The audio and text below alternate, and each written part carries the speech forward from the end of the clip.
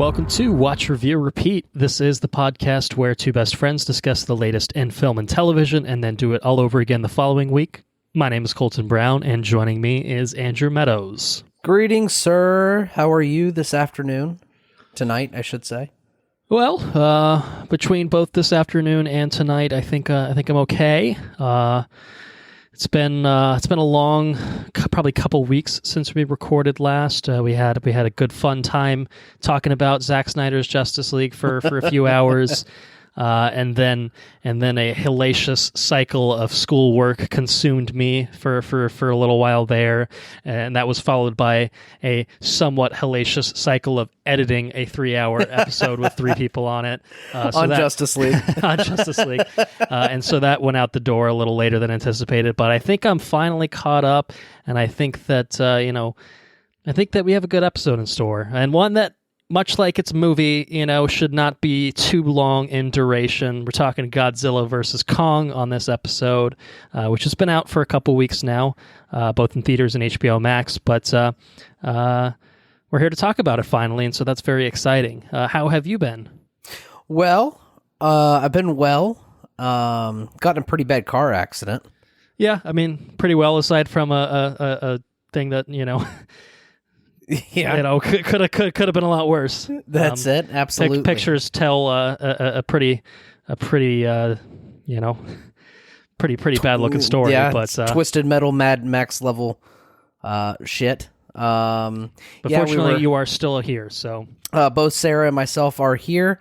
All parties involved in the car accident were also alive and well, and no grievous bodily harm. So that's just some grievous vehicle harm, I guess. Vehicle harm. That's it. I have a black eye and some bruises, and Sarah's legs are they're pretty bruised up. She's got the seatbelt was not kind to her either. The seatbelts take a fucking toll, I'll tell you. But if we didn't have them, we'd be through the windshield. Yeah, so it's pick your poison, I guess. Take a few bruises and scrapes and stuff, or take being a projectile through a huge hunk of glass. So. Yeah. So, but we're all good. We rear-ended a Maserati. We were on our way to Sarasota, and we were behind a Chevrolet Cruze, and I don't think the Chevrolet Cruze was paying attention, because the Chevrolet, we're driving down the interstate, and the Chevrolet Cruze all of a sudden bolts over to the right lane. And when this car bolted over to the right lane, there was the Maserati that was partially in the left-hand lane. And talking to the people, they thought they were going to get hit by that little car. So they started to move out of the way. Well, when that car moved, we saw all the cars were stopped. So Sarah's driving, I'm in the passenger seat, and Sarah yanks the wheel to the left to try to get into the median, because we're in the middle lane. So she tried to go into the left lane, but that Maserati was already moving into the left lane, so we had to go a little bit further to try to avoid it. And we were just moving too fast. We didn't have any. If she were to yank the wheel any harder to go to the left, we probably would have flipped, probably would have rolled the car. And if we didn't roll the car, then my door would have slammed into the Maserati, and that would have been, real bad. So instead, we crushed the Maserati with the passenger side front of the Jeep. And we crushed the driver's side rear end of the Maserati. We threw the Maserati into the car in front of it, which was a Kia Sportage. And it did not, the Maserati did not hit any part of the back of the Kia Sportage. It just dragged it along the side and spun the Maserati out, and we spun, and it's pretty crazy. I've never been involved in anything like that. It's pretty nuts. We look at each other. I say, Sarah, you okay? She goes, yeah, I'm okay. I'm like, all right, Sarah, get the fuck out of the car. Get out of the car, because it's just, we're in the middle of the interstate, you know what I mean? Yeah, I can picture another car barreling through and ramming us, so I'm like, get the fuck out of the car. I try to get out, she hops out, and I'm trying to get out, but the door's stuck, so I'm battering against the side of the door, and I finally kick it open, and the cars were stopped because there was an accident like 300 yards in front of us. Okay. So literally the ambulance and all the cops that were helping the people up front there literally just drove down the median to us. It's convenient, at least. Yeah, They were. I mean, it didn't take but like 5 minutes for them to come check on us. Yeah.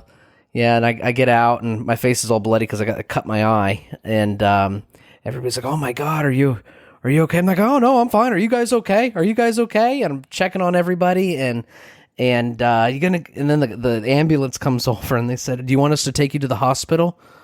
I'm like, "No, I don't need to go to the hospital, man." He's like, "Well, do you want us to at least patch you up in the ambulance?" So, what are you going to charge me for that? And he says nothing. It's free. I said, "Okay, I'll take it. Patch me up, man." So, but yeah, it was a thing. But we're all here, so we don't have a car payment now. You know, I imagine that bitch is totaled. Yeah. So we're gonna probably be since Sarah and I are getting married next year, and very likelihood starting a family and everything. After that, I'm gonna take the opportunity to do some responsible adulting and probably save the $800 we were spending on that car between insurance and car payment, and try to get finances really honed in, and try to start married life on the right foot next year. So that's my goals now. So turn a bad thing into turn lemon into lemonade, as they say, is what I'm going to try to do. So, but yeah. What have you been? Oh, we already talked about what you've been up to. We talked about me. Yeah, I obviously knew that you were involved in a car accident, and I didn't know if you wanted to kind of lay it out at the top of the episode, but certainly we're very glad. Speaking for the listeners as well, we're very glad that you're here with us. And we're glad that Sarah's safe as well. And we're glad Theo was not in the car. And Theo was not in the car, so everyone's good. Obviously, all the drivers involved were good. So it's kind of the best of a bad scenario. Is what it sounds like. So that's it. Rest in peace to a few vehicles, but hey, they're designed to get crushed, in those sorts of circumstances to protect who's inside. It's perfect, and nothing could be. It could not.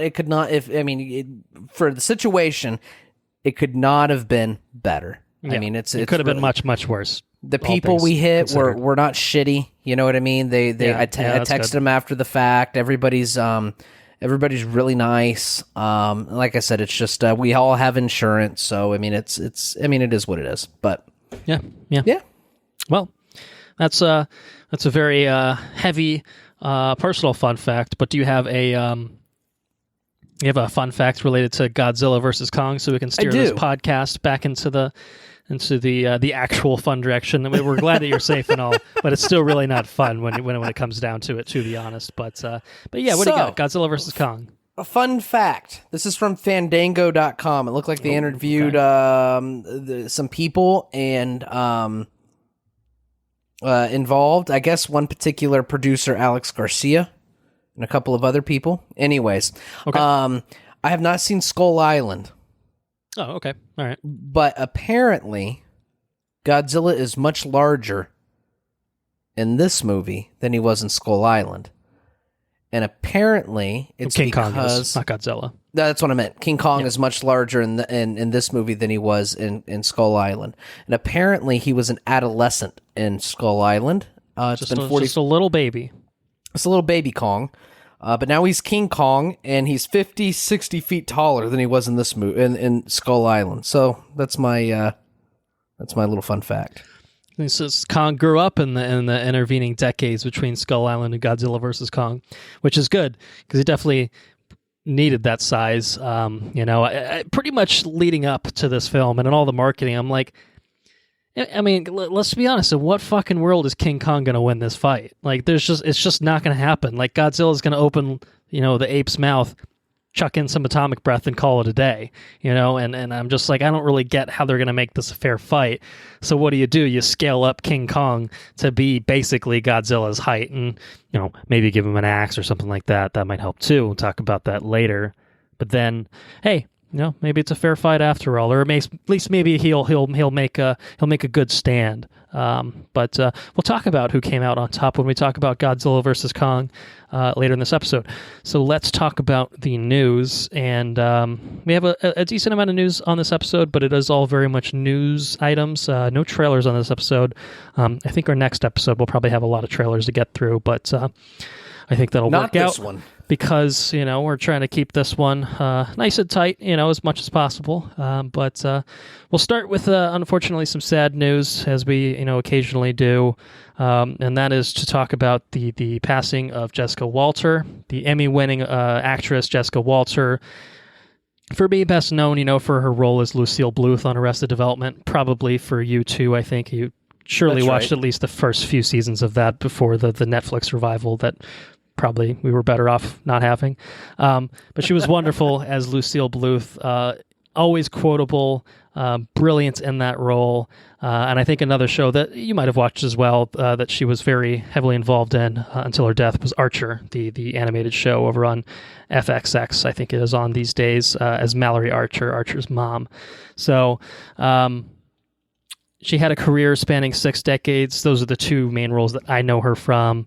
A couple other roles that people may know her from are Play Misty for Me, Clint Eastwood's directorial debut, The Flamingo Kid, and she won that Emmy that I talked about starring in Amy Prentice, which was a spinoff of Ironside in the mid-1970s about a young San Francisco police detective. And suffice it to say, I have not seen it, so I can't really tell you much about that. But I can tell you from what I know of Jessica Walter that she was amazing. She was 80 when she died. She passed away in her sleep, I think, as far as I'm aware, pretty unexpectedly. 80 obviously is, a decent age, but to just kind of die, in her sleep with I think without any pre-existing health conditions or anything like that we're aware of, certainly comes as a shock. So, do you have any nice words to say about Jessica Walter, or do you want to just... Well, she was a fabulous actress. Mm-hmm. I think it's also, I'm reading this Deadline article. She served as the 2nd national vice president of the Screen Actors Guild and was an elected member of the SAG board of directors for over a decade. Oh, nice. That's a pretty good accomplishment. But yeah, other than that, fabulous actress. And I was scrolling through her filmography to see if there was anything else that I recognized her in, but I will not stall this anymore. She was hysterical in Arrested Development. Yeah, absolutely fucking hysterical. Really enjoyed her performance in that. I wish I knew more about what she's played in and stuff, but unfortunately I don't. But if you're gonna leave a legacy, Arrested Development is a perfect one to leave. Yeah, 100% agreed. I mean, a brilliant cast all around, of course, but I can't tell. I mean, I think I would need more than my 2 hands to tell you how many times I've used a Lucille Bluth GIF, in a text conversation, or even in the amount of times that I've probably quoted her in real life, to be honest. So yeah, Jessica Walter was she was a force, man, and it sucks to lose her. So rest in peace, Jessica Walter. And now moving into some other things going on. We're going to go into some release date delays. And I really thought that, especially with what we're going to talk about with Godzilla vs. Kong a little bit later in terms of how it's doing, I thought we were past this. I thought theaters had maybe turned the corner.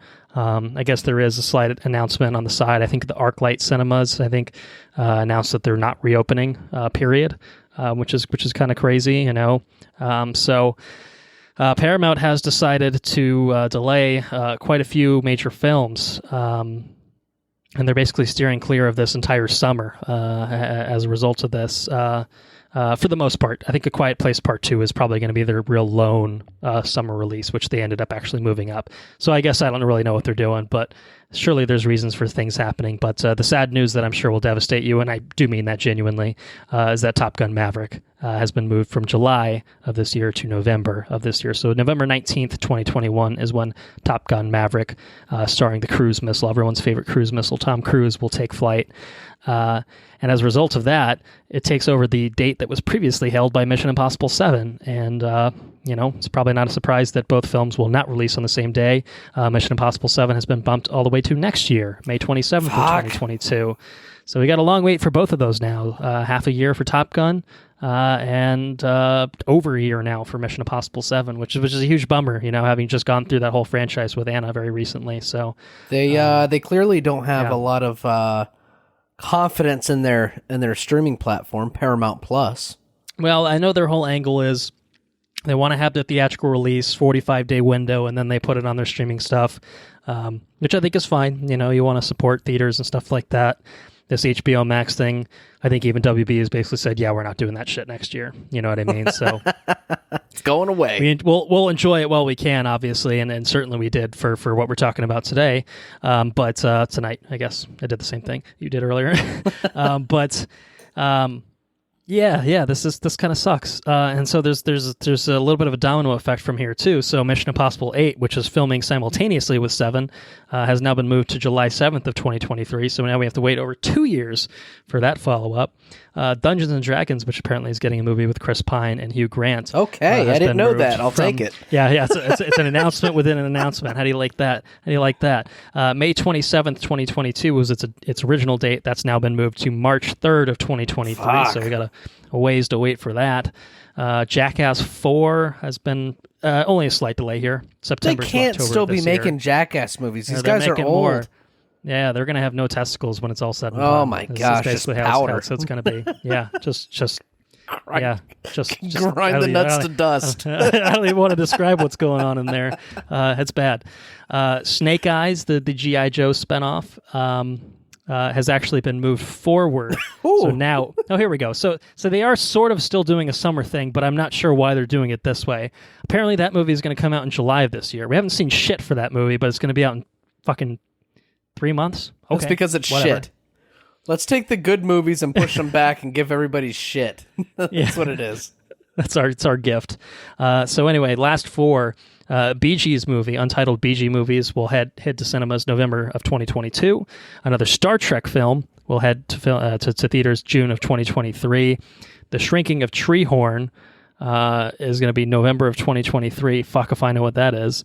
And then another film with Ryan Reynolds and John Krasinski will also be November of 2023. The Shrinking of Treehorn is apparently based off of a kid's novel, but totally missed me as a kid, I guess, so don't really know what to say about that. But anyway, lots of shenanigans happening on the Paramount front, but Top Gun and Mission Impossible, I think, are the biggest ones that hurt deep, so. That sucks.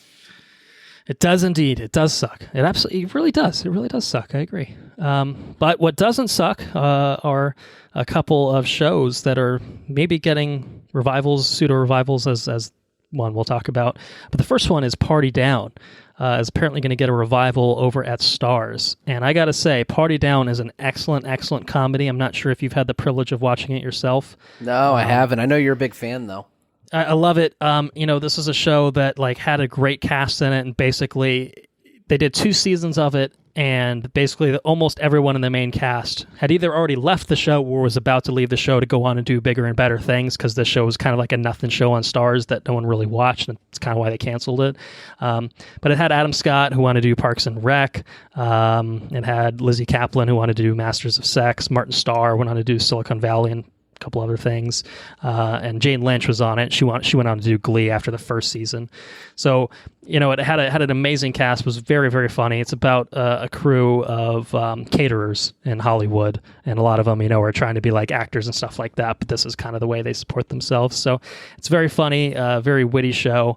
And apparently, now that most of all those shows that I now mentioned are done, I guess these actors need some work. They need some work again. So they're going to bring them back and do some sort of revival series, which I think is great. It's been probably a decade or so since the show was on air.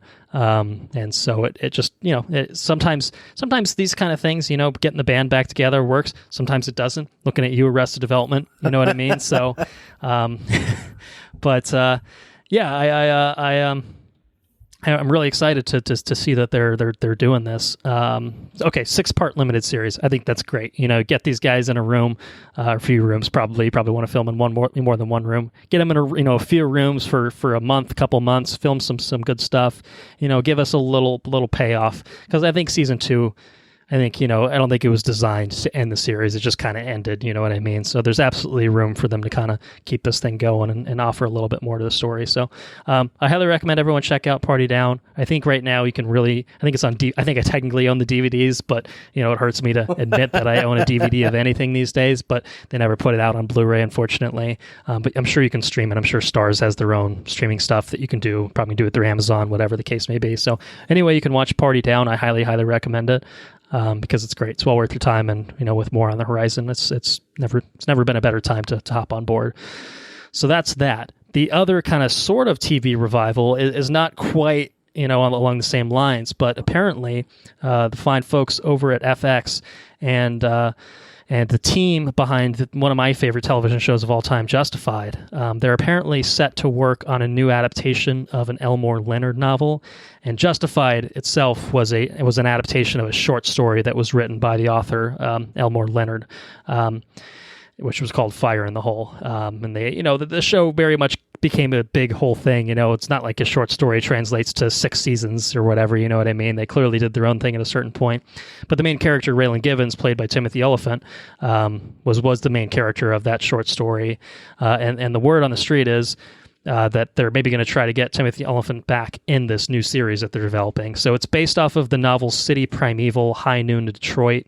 And the book itself doesn't feature the Raylan Givens character. All of Elmore Leonard's books take place in the same universe, so it's not, Raylan Givens would have been a person in that world, but he just didn't appear in the novel. But apparently they're trying to find a way to bring him back for this and kind of just have its own new series. So anyway, I fucking love Justified. I'm sure I've said it before, but it's probably been a while since I've said it. So again, I'm going to highly, highly recommend that folks watch Justified wherever that's streaming. Maybe Hulu these days, I'm not sure.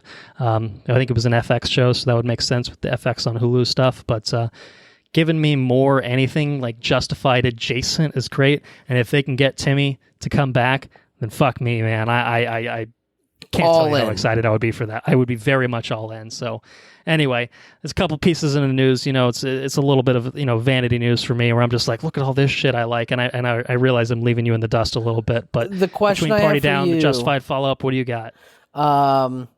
Question: Justified is 6 seasons. I believe it is 6 seasons. Yes. So one of the best shows I've ever watched was Breaking Bad. Yes. Which was like 5 seasons, like 5.5 seasons or whatever they did. But it suffered pretty big slogs. Does this have slogs in it? I think season 1 is its worst season. Okay. I think it's good in the sense that it got better as it went along for the most part. I think season 2 is probably its top tier, but it's a weird one where like it's almost like 2, 4, 6, 3, 5, 1 is kind of the ranking. So it's kind of all over the place in terms of like the top tier. But it's always good. There's only really like it starts as a procedural and then transitions into a serialized storytelling format. I think the procedural stuff is fine. Once it gets more serialized at the tail end of season 1, that's when it really hits its stride, and it really carries that forward through the rest of the series. Okay. And I think season 5 is the only thing I would say where there's like a real slight dip in quality, and it's only one particular storyline that sticks out to me of just being in like, this just isn't as good. But then season 6 just brought it back up. It's never bad. I would say it's never bad. I think slogs. I never thought Breaking Bad was bad either. You know what I mean? No, it was good, but it got slow. I think yeah. I mean, yeah. I think there's probably slow points in this. Relative to how you're describing Breaking Bad. I think that's probably a decent comparison point of, hey, there's a few moments that maybe aren't going to work as well as the rest of the series did. But I think on the whole, it's really great. Some of my favorite writing, some of my favorite dialogue of all time is really why I point to Justified. The way that Timothy Olyphant and Walton Goggins interact is just a thing of beauty. Anytime those two are on screen, it's worth the price of admission for those two alone. Maybe we'll dive into it. I was debating on diving into that Or I wasn't, but I was debating on Yellowstone, whether or not to get into Yellowstone or not. Yeah, I mean, I've heard that's good too. So, or starting, something else. And Justified would be a good one that I've never seen. So, because we're only currently we watch American Idol at the beginning of the week, and if we're busy like Monday or Tuesday, then we'll end up scattering that throughout the week. And then I've got my Disney Plus Friday, or I got Disney Plus on Friday and Amazon on Friday. You know what I mean? With Invincible and Falcon and the Winter Soldier. So having something in the middle of the week or something that I can always return to would be pretty cool. Because like I said, you hit the middle of the week and you're like wondering what to watch sometimes, So might be a good choice. Might be something to dive into. Yeah, I mean, I do recommend Justified. And, those are shorter seasons. I think maybe 10 to 13 each, so not too taxing, I think, overall. That's not bad at all. Okay. Yeah, I would recommend it. They're all 13, so it's 6 13-episode seasons. So not bad. Yeah, I highly recommend it. So all right. If that's up your alley, then give it a go. And like I said, bear in mind, I think you got to give it through the end of season 1. So I think it's good and it hooks you a little bit, but the nature of how it does its storytelling early on does not, grip you as much until it starts to find that serialized mode of storytelling. I think that's when it really, really clicks together. So yeah. So that's what I would say, not only for you, but for any listeners that haven't watched Justified. Justified if you want something a little bit more serious, you know what I mean? Party down if you're looking for some comedy in your life. Holy shit moments in Justified? Yeah, I'd say so. I'm a big fan of holy shit moments. Yeah, there's some good stuff in there for sure. All right, good deal. Yeah. All right, moving on to things. This is a holy shit moment in and of itself. HBO just cannot fucking help themselves, and I cannot fucking help myself but keep putting these fucking things in the news, even though I said I wouldn't, because I'm just absolutely blown away by the cojones over at HBO to develop even more fucking Game of Thrones prequels. I just can't believe this shit. 3 more prequel projects in development. 3 more on top of what? At least 4 or 5, I think, at this point. So we're gonna have we're nearing double digits. Oh my gosh! The Hollywood Reporter says 6. It feels like fucking 12. I'll tell you that. So I'm not even sure if they're including the animated one that we talked about. If you throw enough shit at the wall, eventually something will stick. That's it. It's gotta stick. That's the HBO approach. See what happens. Yeah, again, I go back to the same thought process. Had they stuck the landing, this would make total sense. As it is now, it's a desperate attempt, you know what I mean, to get that audience back. And I think I think the ship has sailed, I think, a little bit, with the way that they fucked everything up. And so, anyway, I'm going to rattle off 3 different pitches at you, and you tell me if you're in or if you're out, So, first project, 9 Voyages. Is going to be about Lord Corlys Velaryon, a.k.a. the Sea Snake, the Lord of the Tides, and head of House Velaryon, who is going to appear in the upcoming prequel, House of the Dragon. And so this is a spinoff of a spinoff. You in or you out? He's the Sea Snake. What does that mean? I don't know. We don't know because we don't know anything about Valeria. Are you in or are you out? Okay, so Valeria sounds cool. I'll take Valeria. That's a cool place that I would like more of. I leave it there. Period. I would like more of it. It's almost like venturing into not known Game of Thrones stuff. You know what I mean? So I am for that. It's almost like making a show about things that aren't like Game of Thrones but set in the same universe. You know what I mean? I'm for that. I'm not interested in another Game of Thrones set 300 years before. Give me different stuff. So I'm all right. I'd say yes. Okay. Well, I'm going to do a slight correction, and I respect everything you just said, but I've just looked it up, and House Velaryon is apparently a house that is sworn to Dragonstone. So they're fully just involved in everything we've already seen. I am not in. Okay. All right. I thought that would do it. All right. Let's move on. Second project, 10,000 ships. Got more fucking boats here. Revolves around the warrior queen, Princess Nymeria, a revered ancestor of House Martell who founded the Kingdom of Dorne. Her story is set roughly 1,000 years before the events of Game of Thrones, making it much older on the Westeros timeline than any of the other previously announced projects. So that's far removed. You know what I mean? Like, Yeah. They could do anything with that shit. So I'm in on that. Okay, I agree. I agree. Change the title. I don't want 10,000 ships to be my title. Yeah. But well, Daniel will forget about him, as we all know. So, last one, probably the one that I'm like, what are you doing? It's going to be set, no title on this one. Not even a working title. It's set in the notorious King's Landing slum of Flea Bottom. The maze of tight streets in the capital city where characters like Davos Seaworth and Gendry Baratheon were born. Nope. Nope. Nope. Yeah. Give me some dragons. Give me some magic. Who is her? That's it. Exactly. I'm out. Oh man, maybe a staggered approach. Like maybe we should make let's announce one show and release it, and then announce the second show. You know what I mean? Versus, boom, boom, boom, boom, boom. We're making all the Game of Thrones shit. It's like it really just comes off as disparity, is what it comes off as.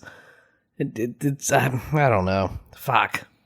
Yeah, Game of Thrones is so cool too. It's a shame. And you click on the Hollywood. The Hollywood Reporter thing, and the first thing they play is I think this is where, what's his face gets his head smashed there in the beginning? Oh, yeah. Justin Timberlake? Yeah. Yes. Mm-hmm. That was brutal. Yeah. What an episode. Anyways. What a show that it once was. We remember it fondly when it was good, and then we remember it very unfondly when it was bad, which was the end of it, unfortunately. But anyway, hey, sometimes bringing back old projects, that people think, we probably don't need this. We can move on with our lives. Maybe sometimes that can work out. Sometimes it can, right? And, one of those projects is Ace Ventura because, I didn't just do that Who's the Her thing, for no reason. It was subtle? It was a little tease for what subtle I'm talking segue? about. Nice. Yeah, it was a little segue. It was pretty good. Ace Ventura 3 apparently in the works over at Amazon with the Sonic the Hedgehog writing team attached. Jim Carrey says, "I love what you did for me. Write me another movie."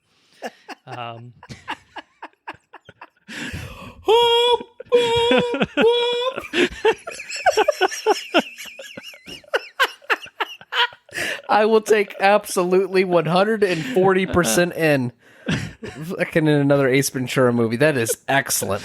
Ace Ventura 3, it's in the pipeline. It was a very weird announcement. I'm almost treating this as like a rumor of sorts, but like I think it was like a producer of like Morgan Creek, a production company, was just like very casually in an interview, just be like, we're excited about our franchise developments, like Ace Ventura.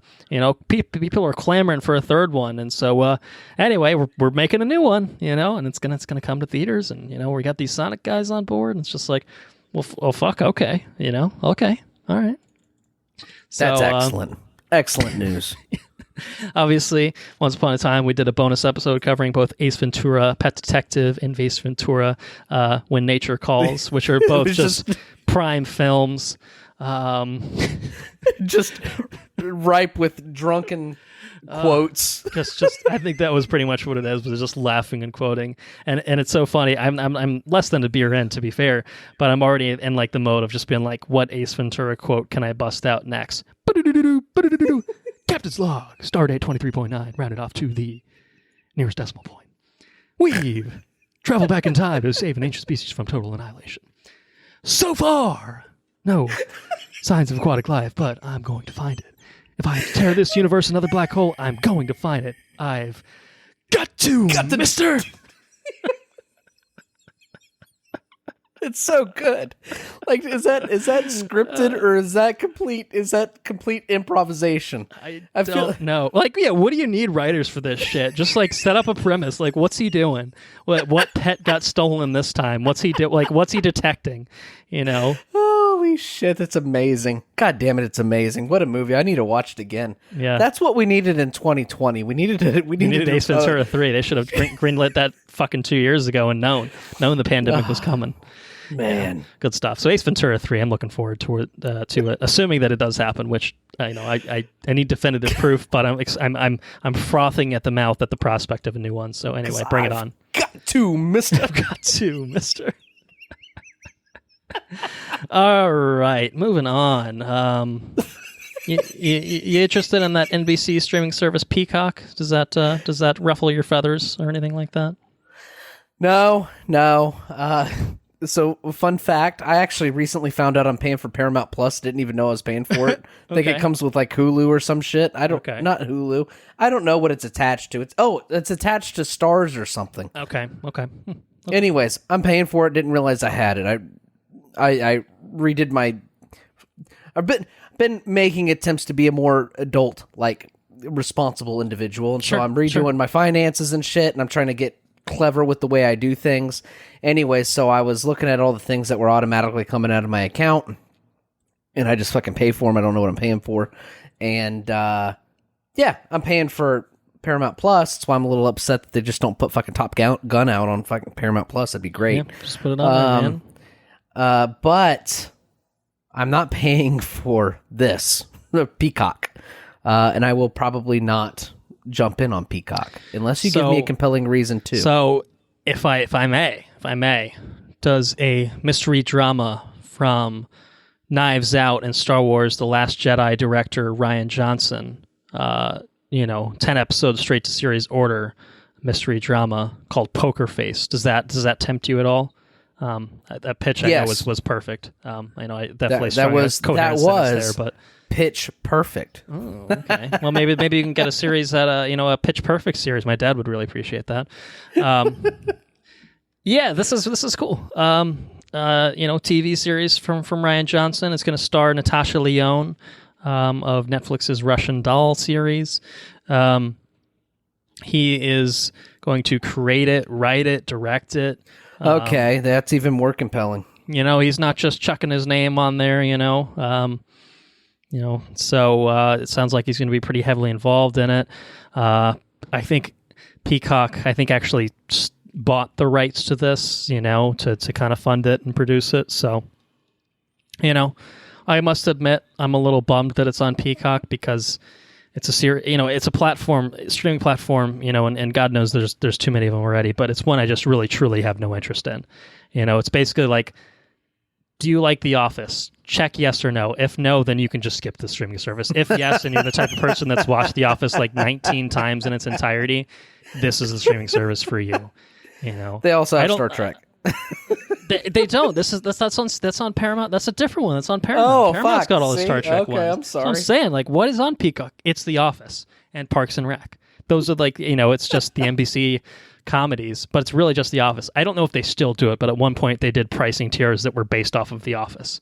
Not even shitting you. You know what I mean? Like, it was totally leaning into it, right? It was The Office, the streaming service, which, look, I've enjoyed a few episodes of The Office in my day, but like, riding on the back of that honestly is probably a fairly viable platform in general, I guess. But very successful television show. Yes. Yeah. Whatever. Anyway, Poker Face does tempt me into the Peacock. So maybe there's a free trial thing that'll happen whenever this comes along, which I expect will probably be a year or two away if I had to guess. So anyway, this does tempt you to the Peacock. Is that what you'd say? The allure of a Rian Johnson mystery series. Give me a trailer. All right, fair enough. Well, speaking of Rian Johnson, let's talk about the other thing that he's working on. That's Knives Out 2 and Knives Out 3. And Netflix likes the sound of that to the tune of $450 million. Holy shit. Almost $500 million? Netflix has dropped $500 million to have the rights to stream Knives Out 2 and Knives Out 3. What is money? Which, crazy, right? Just what does $450 million look like? You tell me, because I cannot fathom it. It's a stupid amount of money. I know we got the zeros to suggest that it's a real thing, and surely there are many of, there are plenty of people that have more money than that, but there's a shit ton of people who have a lot less than that too. So $450 million. How many? Well, it begs the question: how many movies do they anticipate making out of that? I think this is just for two. It's for two sequels. So, you're looking at $225 a pop, for the rights to do it. And I'm assuming that's not excluding. I mean, I'm assuming that's excluding like, hey, production costs, marketing costs. Like that's just the rights. That's just the rights. As far as I know, that's just the. Who'd they buy it from? That's rights to do the thing. I think from like Rian Johnson's production company. I think he has. He's a happy boy. Oh yeah, he's like. You said how much? I'm so what? The I think Lionsgate, I think distributed the first one, but I don't think they technically had the rights to, like the characters. You know what I mean? Shit. And like Knives Out 2 and Knives Out 3, like they're not going to be called Knives Out 2 and Knives Out 3. I'd be shocked if they were anyway. It's going to be Daniel Craig as Benoit Blanc. And he's going to be solving another mystery with like a totally different family, a totally different setup, different setting, and whatnot. You know what I mean? So it's going to be very different. But it's basically just Rian Johnson plus Daniel Craig equals 450 plus obviously the goodwill of Knives Out equals $450 million of let's make these things. And I'm excited. I'm stoked. I'm very much looking forward to seeing what Rian Johnson cooks up with. I hope they stay consistent with ridiculously star-studded films. Like they gotta, yeah, they got. I mean, you can't. I mean, if you're chucking $500 million on the fucking rights, like you gotta go all in on these things. You can't just cheap out. You're like, well, we got the rights. It's like, yeah, but you got to make the movie for $5 million. Get us a bunch of fresh actors. Yeah. No, I want to see star-studded cast for the next two movies, and I want them shot as meticulous as the first film, and because the first film was absolutely freaking awesome. The first one was excellent. So, I mean, good get on Netflix for $500 million. Hey, they wanted it, and they got their guy, And so, good get for Rian Johnson for selling his shit, because that's fucking, poof, that's a good payday. Man, I wish I could have something worth $500 million. God dang. Anyways, Anyway, I'm excited for it. Initially I was a little like, what's the name of his production company? Do you know? I am not sure. Let's look it up. Let's look up Rian Johnson. Yeah, I'm not sure. I mean, just looking at this, it says that the first Knives Out was produced by Media Rights Capital, who had a single picture deal to produce Knives Out, negotiated on behalf of Rian Johnson by his producing partner, Ram Bergman. So, I mean, I that to me implies that, like, they had to go through Rian Johnson and this producer for this to happen. And I think that's got to be the same kind of principle here is, hey, now we have the exclusive rights to make this, to put this out, blah, blah, blah. So, anyway, that's a fucking coup for anyone that's receiving that paycheck. That's a fucking coup, So, good on them. Good on them. You. And it's a good property too. So it is, yeah. I was initially a little like, it's something I would have wanted to watch in theaters, but Netflix does put their shit out in theaters, to be fair, in kind of limited release. And hey, I'm not gonna really complain if I can just watch the shit at home, for $10 a month or whatever, So anyway. That's that. We got two more pieces of news. The second to last piece of news is that John Wick director, John Wick 1, 2, and 3 director, Chad Stahelski, is going to be directing an adaptation of a video game, which are obviously notoriously always very successful and very good. But hey, maybe this is one that could work. Assassin's Creed with Jake Gyllenhaal. it was Fassbender. It was Prince of Persia with Jake Gyllenhaal, and then Assassin's Creed with Fassbender in it. But sometimes it's worked. The first Mortal Kombat was pretty all right back in the day. Second one, not so much. Maybe then the new one will be pretty legit. Be bloody at least. Detective Pikachu wasn't too bad. Sonic the Hedgehog, you were a big fan of. Oh yeah, it's true. Yeah, sometimes they hit. Sometimes they hit, and it helps when you dead or alive. It helps when you don't know anything about the video game as well. Yes, so the video game in question here, which we haven't mentioned yet, is Ghost of Tsushima, which is a PS4 game that came out last year, I think, or maybe the year prior to that, 2019, 2020, somewhere around I think it must have been 2019 because time is whatever. It's a film set in I think like feudal Japan. It's about a samurai warrior Jin Sakai, who is the last surviving member of his clan, and wages an unconventional war to free his island. I've heard it's a great game. It's sitting on my shelf. probably still in shrink wrap. There's even a PS5 patch to make it run and look nice and pretty, and I still haven't actually busted it out yet. It's from Sucker Punch, who's the team that worked on the Infamous games, if you remember those. Lightning. Yeah. Well, this game, I can tell you that the only thing I know about this game is when it was released, it looked absolutely freaking beautiful. Yeah, the art direction was really, really stunning. Just kind of capturing the landscapes of Tsushima. Looked beautiful. I think they included like a Kurosawa mode, like a black and white kind of mode that you could play it in, which, they said was little, more than just a black and white filter they slapped on top of it. They tried to put some care into it, but I wouldn't have played it like that myself. But anyway, for all, I think people like the game pretty well, so it's probably a good base to work from. It's one of those things, like, video games are long as fuck. Obviously, a lot of that is just padded out with combat, and like, obviously you're not going to have 3 hours of combat in a movie, but it does. I mean, I wonder if the story is succinct enough that you can, get the main elements out of it into a movie, compared to something like The Last of Us, which we know is getting an HBO series. And it's just like, the fact that they're doing a series versus a movie there inspires more confidence, because I'm like, there's a lot you can mine from The Last of Us. So I'd be curious to know how much they'll have to compress this to make it work for a film, if they're really trying to adapt the story of it, which I assume was a decent length. Again, having not played it. But anyway, it's a great setting. Chad Stahelski is a very good director. The John Wick films have been excellent thus far. So, I think all in all, it's something that absolutely could work. So, and I think it's cool that you get the John Wick director on nothing but swordplay. That might be very cool.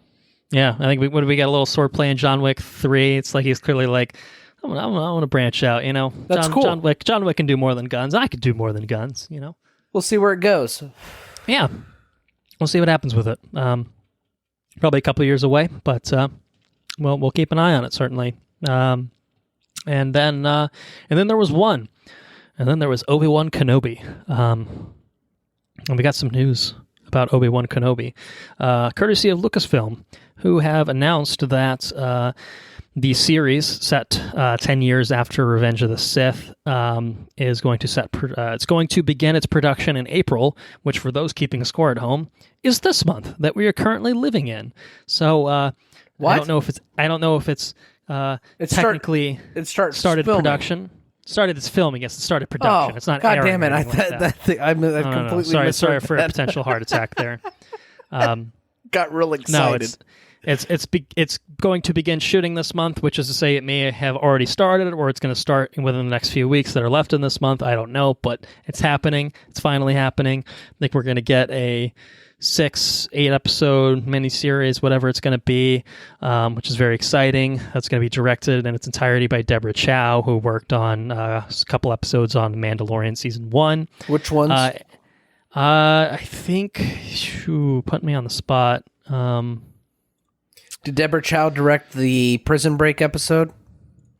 I don't think so.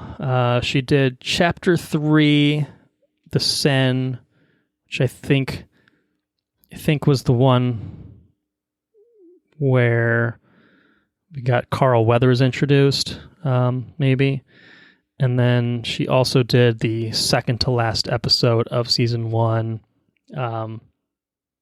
which I think is where they get pinned in the building, and then both good episodes. Yeah. Okay.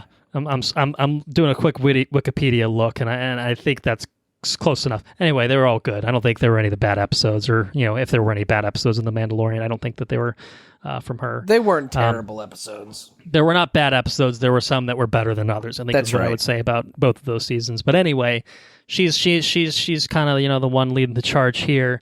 And who's she going to be leading? Well, we now know, because we have the cast announced for Obi-Wan Kenobi. And no surprises, Ewan McGregor is obviously back as Obi-Wan. We've known that. We've also known that Hayden Christensen will be back to reprise his role as Darth Vader, which is very cool. And joining him, some familiar faces, mostly not. Moses Ingram is going to be in the cast. Joel Edgerton and Bonnie Peace will be in the cast, and they played the young Uncle Owen and Aunt Beru that we briefly saw in Revenge of the Sith. And then the rest of the names, who are all newcomers to the Star Wars franchise, are Kumail Nanjiani, Indira Varma, Rupert Friend, O'Shea Jackson Jr., Sung Kang, Simone Kessel, and Benny Safdie. So some kind of good, interesting names in there. Kumail obviously is a big one. He's great. Congrats to that dude too. He's crushing it. He's getting that Disney money, isn't he? Holy shit. Yeah. He's about to be an Eternal, so he'll be universe hopping from Marvel to Star Wars. Who did Indira looks familiar? I know her face from somewhere. She was in Game of Thrones. She was That's it. the mistress she was the Viper of or whatever. Of the Red Viper. She was also in the first season of Luther, which I know you liked.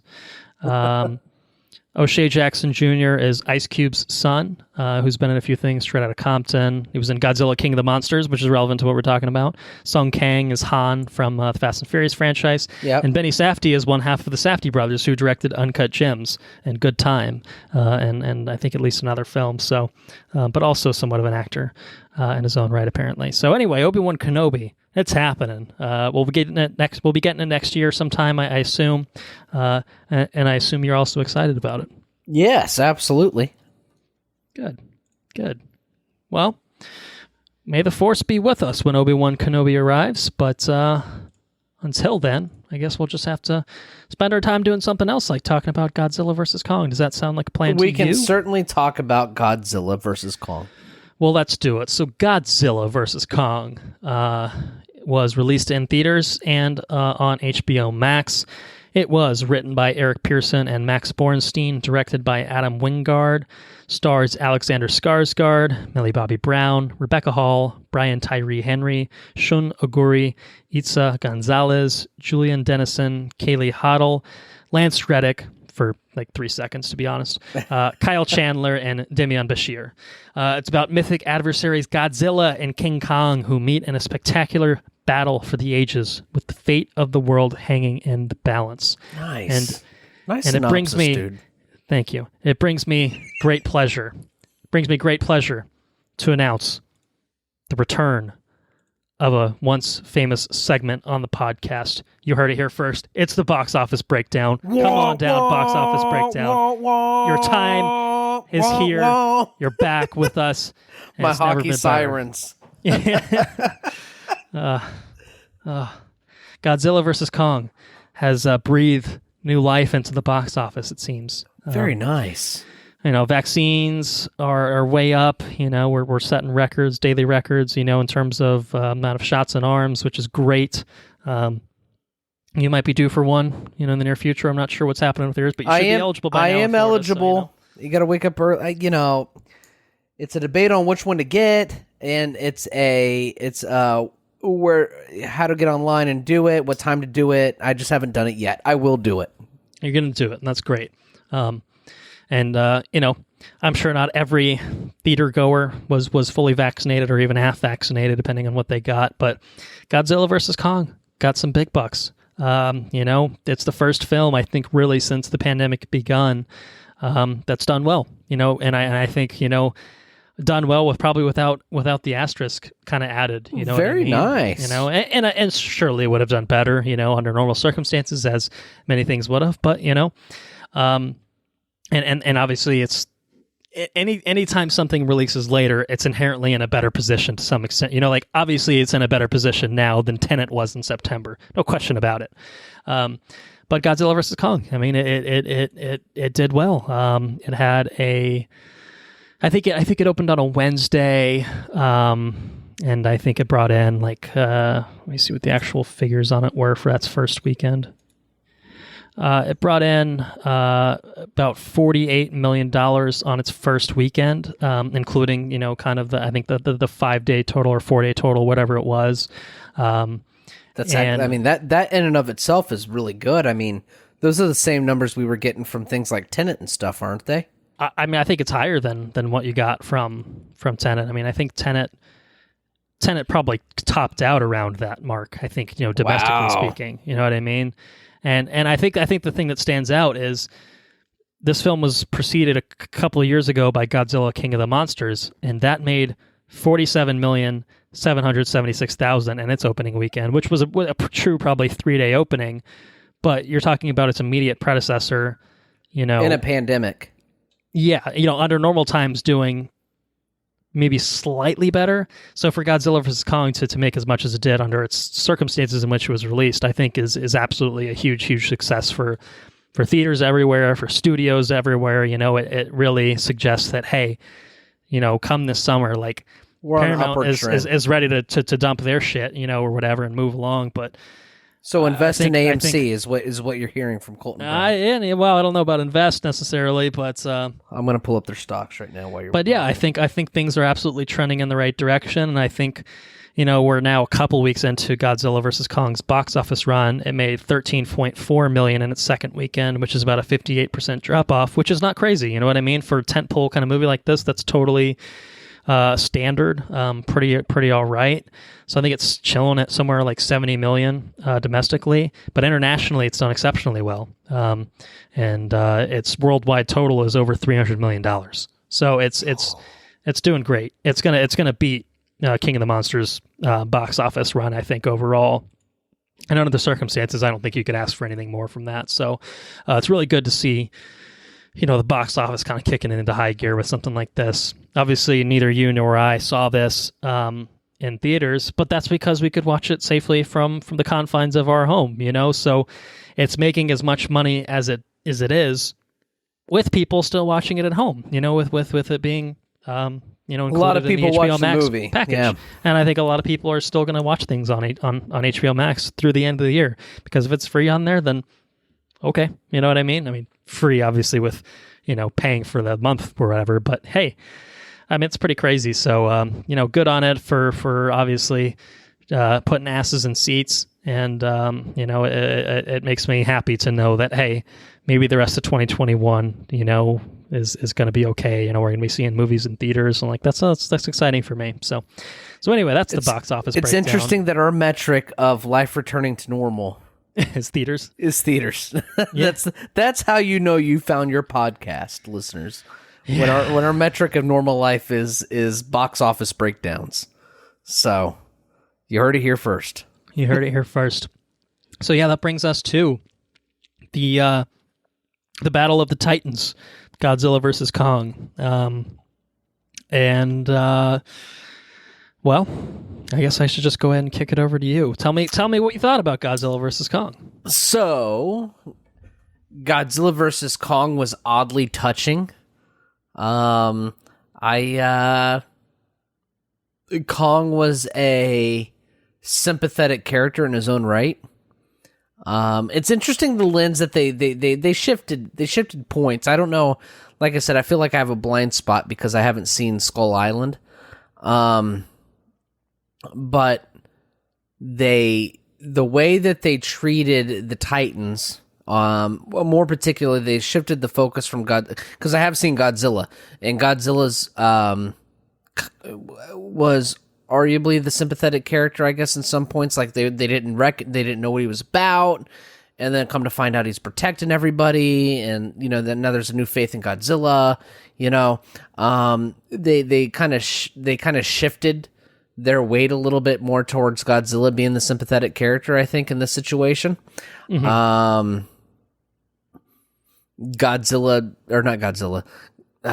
King Kong. I'm not quite sure if I'm mixing up my names or not. One's a giant ape and one's a giant lizard. The giant ape, King Kong, is the more sympathetic character. If I got that mixed up, I think. No, you're correct. Absolutely. Okay, in that I assessment. didn't know if I was.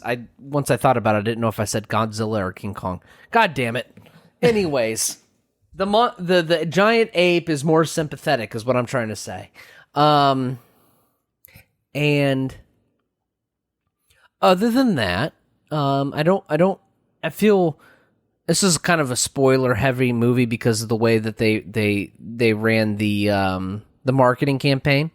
Sure. So I what I can say is if you want to see a stupid science fiction movie with giant monsters, this is you'll probably be happy with this movie. I was satisfied with this movie. It did what I thought it would do.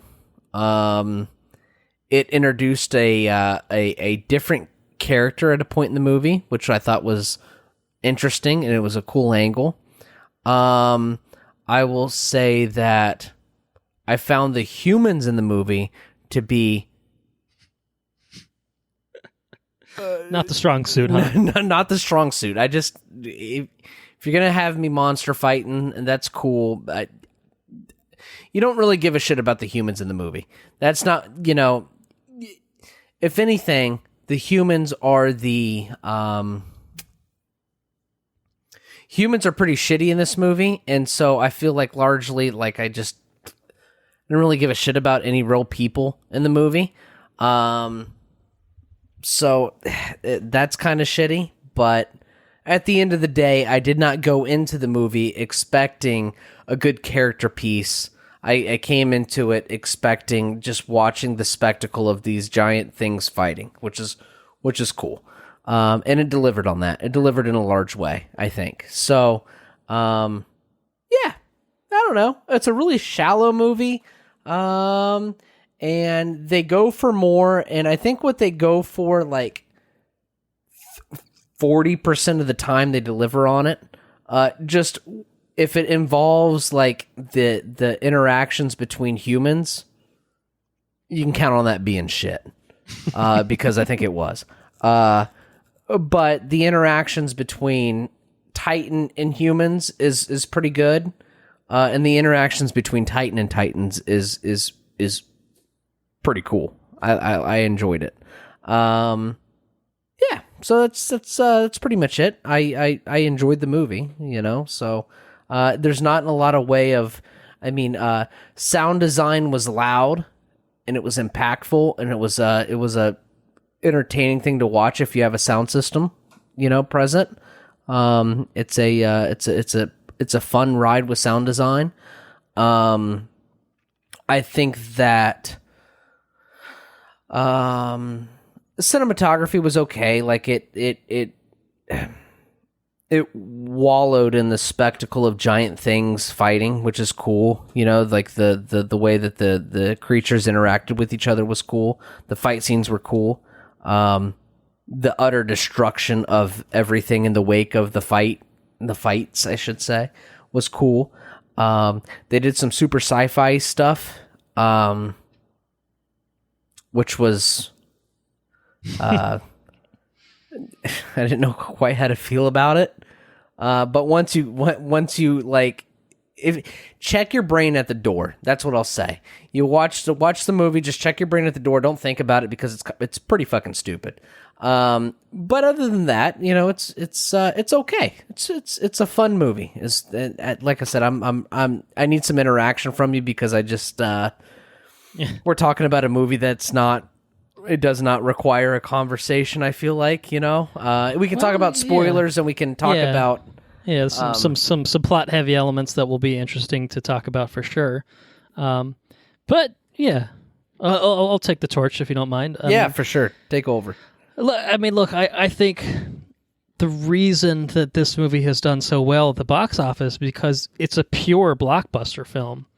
It is built fully around spectacle, and that is the only way that this movie succeeds is through pure spectacle. And I think it delivers on all that, and I think, this is a film that runs under 2 hours. It's pretty tight for what it is. It doesn't really fuck around too much.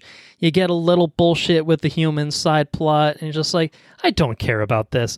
Obviously, you don't have the budget to support 2 hours of literally just Godzilla and Kong duking it out straight on, for 2 hours, which probably, would have been closer to what we got with the old Godzilla films. But, and it would have been more of a Michael Bay movie if you didn't have that dynamic. You need the dynamic.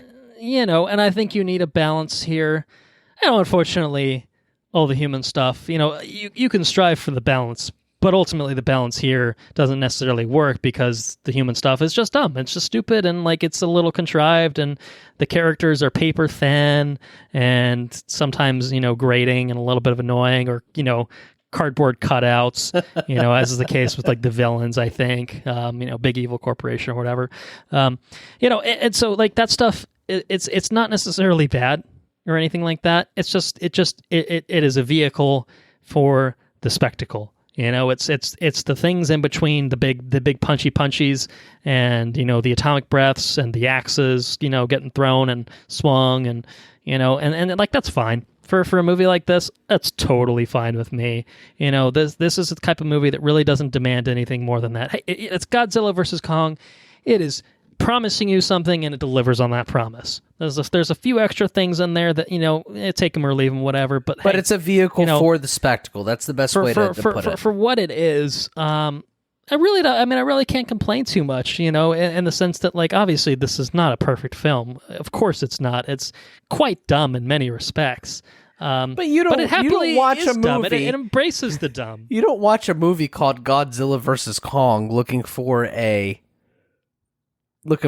thinking movie. No, you know, and I think, you know, I mean, Kong is the most developed character probably in the whole film, you know, and like, that's good. He is a titular character. Godzilla, like, what's he all about? You know, he just wants to beat shit up, and he wants to be the big bad titan on Earth, and like, they, whatever, man, like, that works. They're ancient enemies, so they fucking hate each other, and they just want to fight each other all the time. Like, whatever, man. You know, it's kind of how I feel a lot about that. And so I can kind of get over the inane bullshit with the humans trying to, like, intervene. I'm like, you're fucking insignificant. You know, these things are fucking skyscraper level beings that can level an entire city. You know, like, you mean nothing, you know, overall. And so, like, for what it is, you know, again, I'm just like, you know what, this is kind of fine, and, you know, and I'm okay with sometimes having a pretty mindless fare, as long as it's not going to be too insulting to the intelligence. And this one, you know, takes a few leaps where I'm just like, okay, we're going there, or okay, you know, I'm just like, all right, fine, but for what it is, I accept it and kind of take it at face value, and I enjoyed it from that respect. So I didn't see this in theaters. You know, this is something I think that I would have enjoyed seeing in theaters, probably personally. But Anna and I did make a trek out to Enrique and Aslene's place, where he has a nice TV set up in his living room and a surround sound setup that is superior than mine. We had a few beverages, and we took in Godzilla versus Kong. Fuck yeah, dude. You know, that's cool. And we had a drinking game out of it. You know, I don't remember the exact rules, but anytime a character roared, or if Godzilla roared and King Kong pounded his chest, or if, you know, the military tried to fire at one of them, I'm like, that's not going to do anything, you fucking idiots. You know, like, oh no, there's a fly from this bullet that just hit me in my shoulder. Like, ooh, you know, there were, you know, we made a fun thing out of it. You know, to kind of. That's awesome. Just embrace the spectacle and have fun with it. And for the record, we were all, you know, vaccinated at the time, so it was a safe hangout. You know, 'cause that needs to be said, I guess, at a certain point.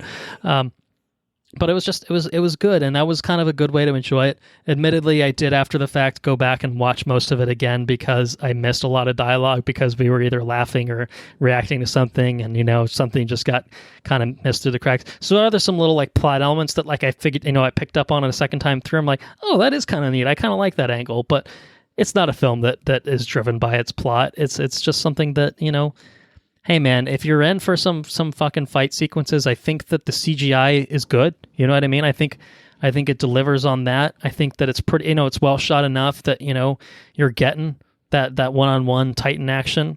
It delivers on what it intends to do. Yeah. I think that's right.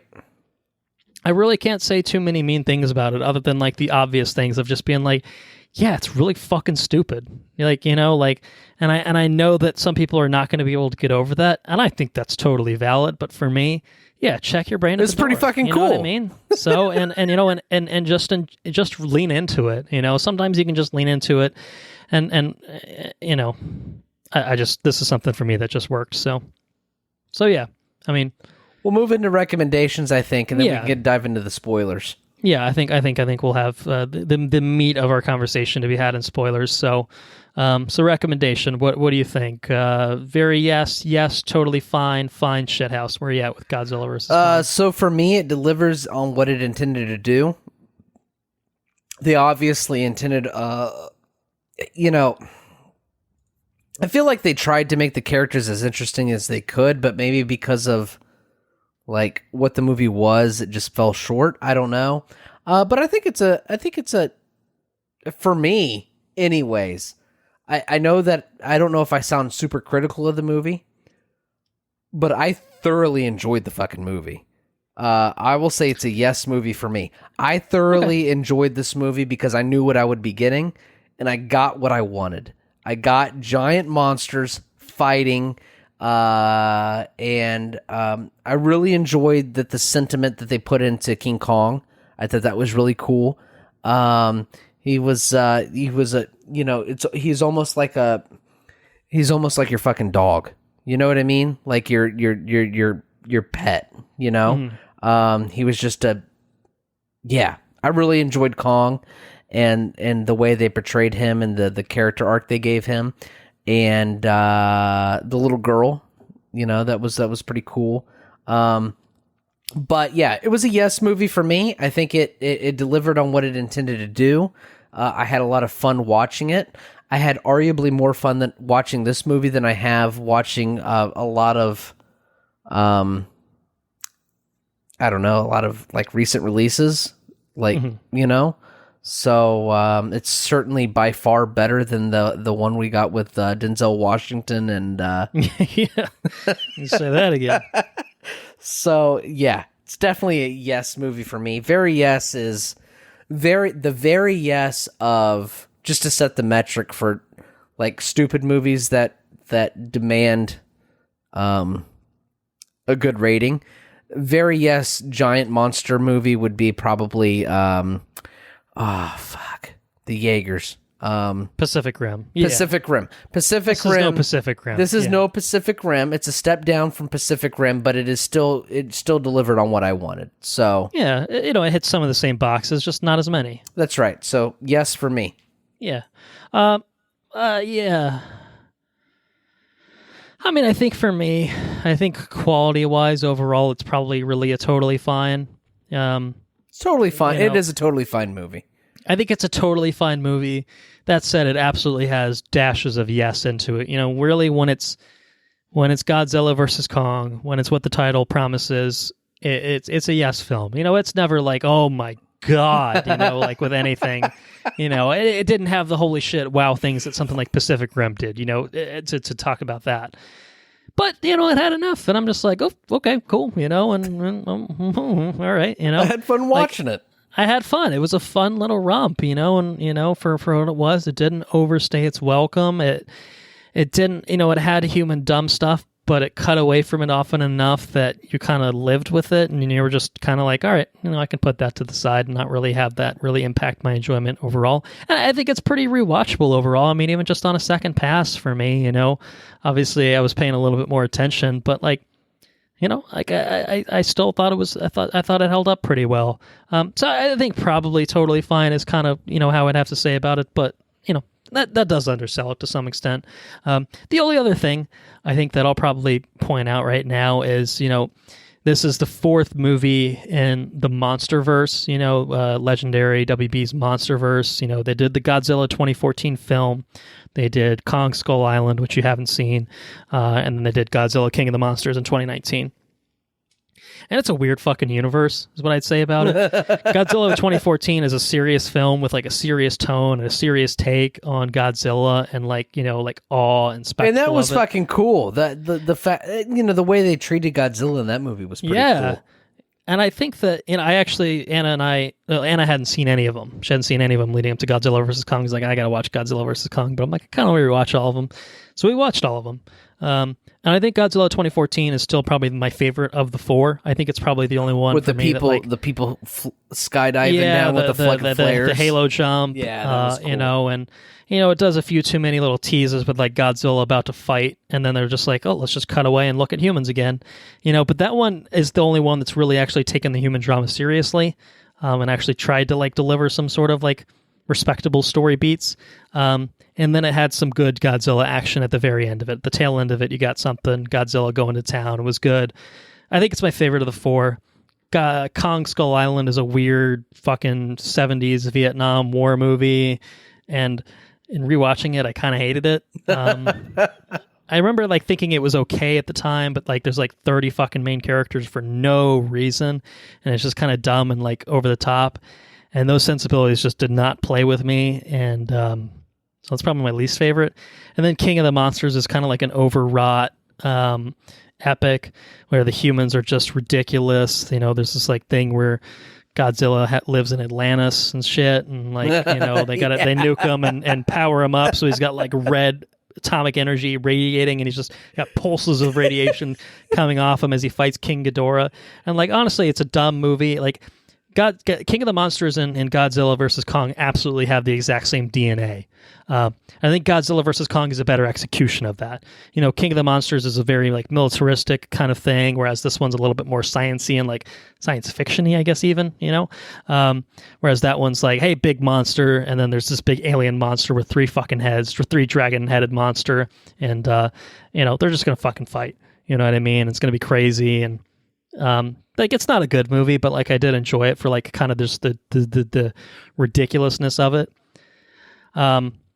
So yeah, I guess I say all that to say, what a weird fucking progression, going from this kind of serious take on like monsters and like, larger than life creatures, titans, to just ridiculous, like, it's fucking Godzilla and King Kong fighting, who gives a shit, So, you kind of have to take that, into consideration when you're talking about a movie like this. Is like, this is going to be similar to your King of the Monsters type movie. So if that didn't do shit for you, I think this one's a better, again, execution of that, sharing the same DNA. But it probably won't do shit for you either.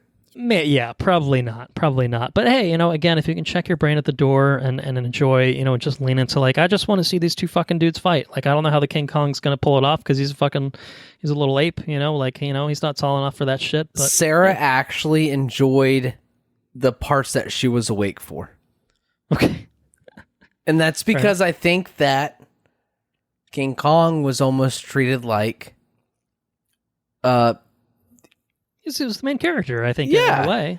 Yeah, and he had the... I don't know if this is spoiler heavy, but I mean, we all know that primates can communicate. There was a low level... There was a low level method of communication there, which made him a sympathetic character.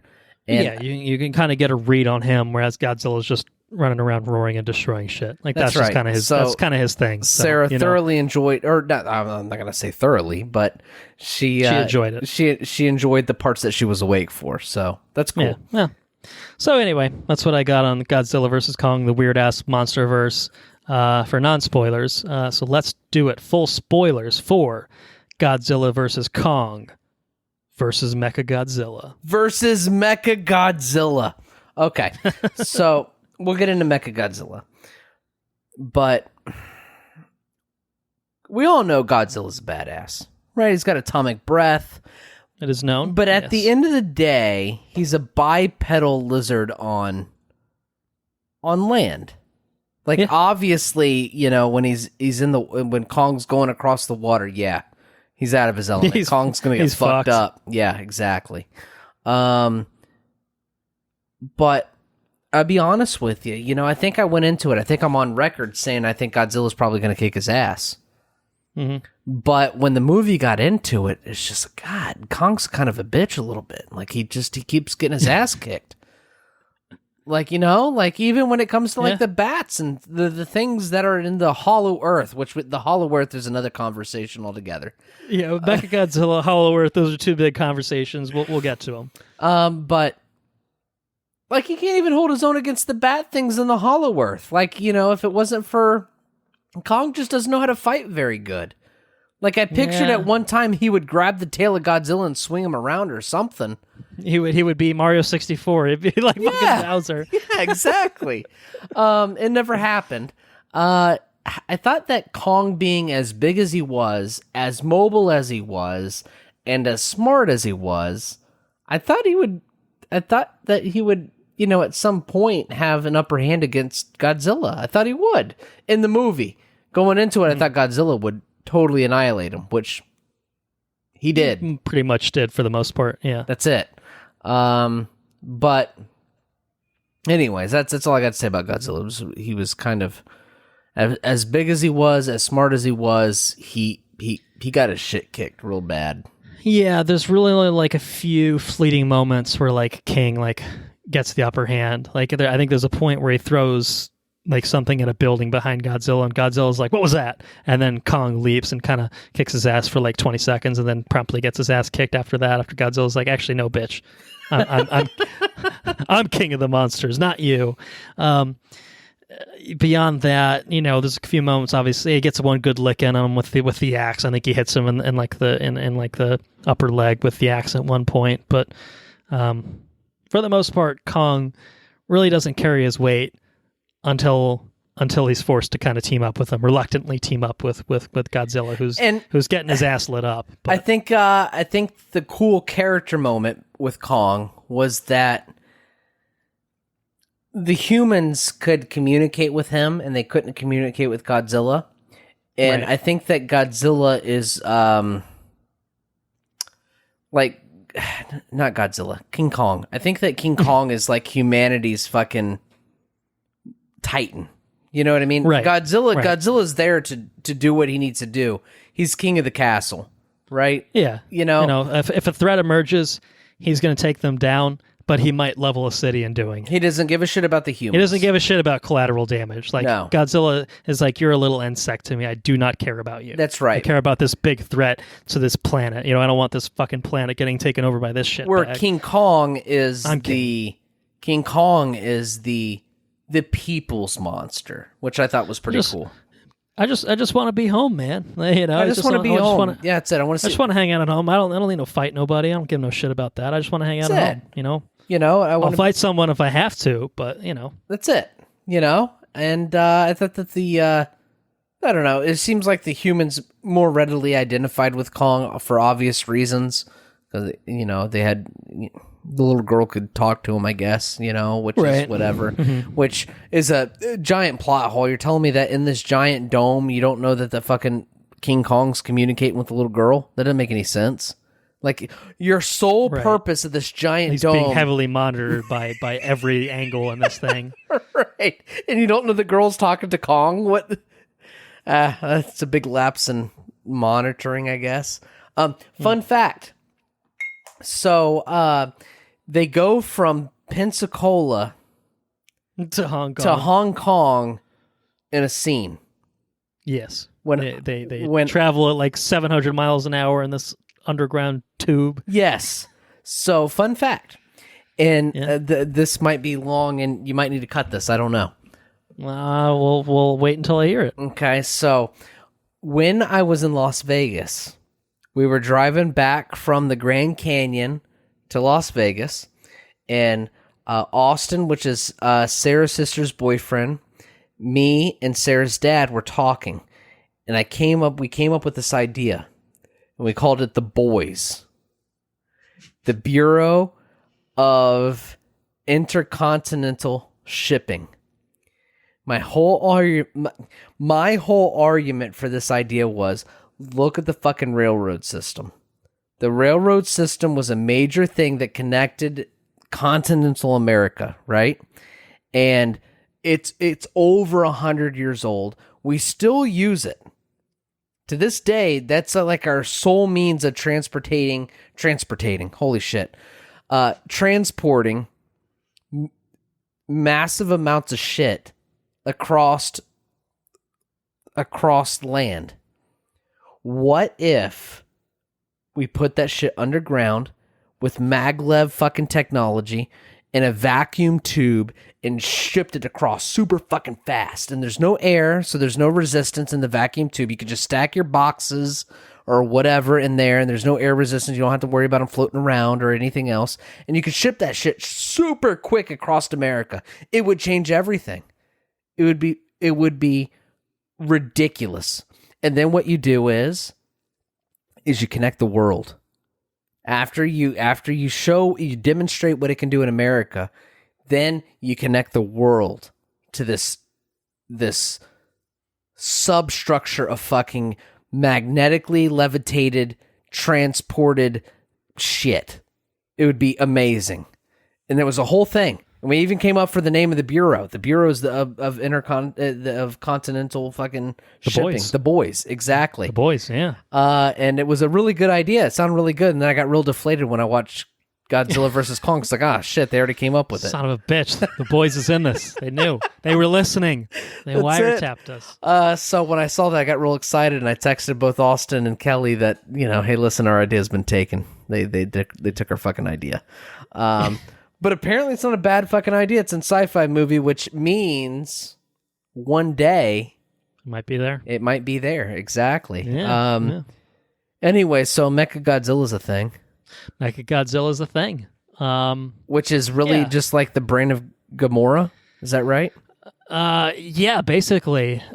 So that's kind of an angle that I liked, actually, is, you mentioned, like, Kong is kind of the Titans for humans. And, like, I think that's true, obviously, from the limited perspective that we see of these people that have direct interaction with Kong and can kind of see the humanity in him, the quote-unquote humanity within him, where he's clearly intelligent, and Godzilla's obviously intelligent to a certain extent, but, Kong is, able to communicate with sign, and you can kind of get that, immediately from him.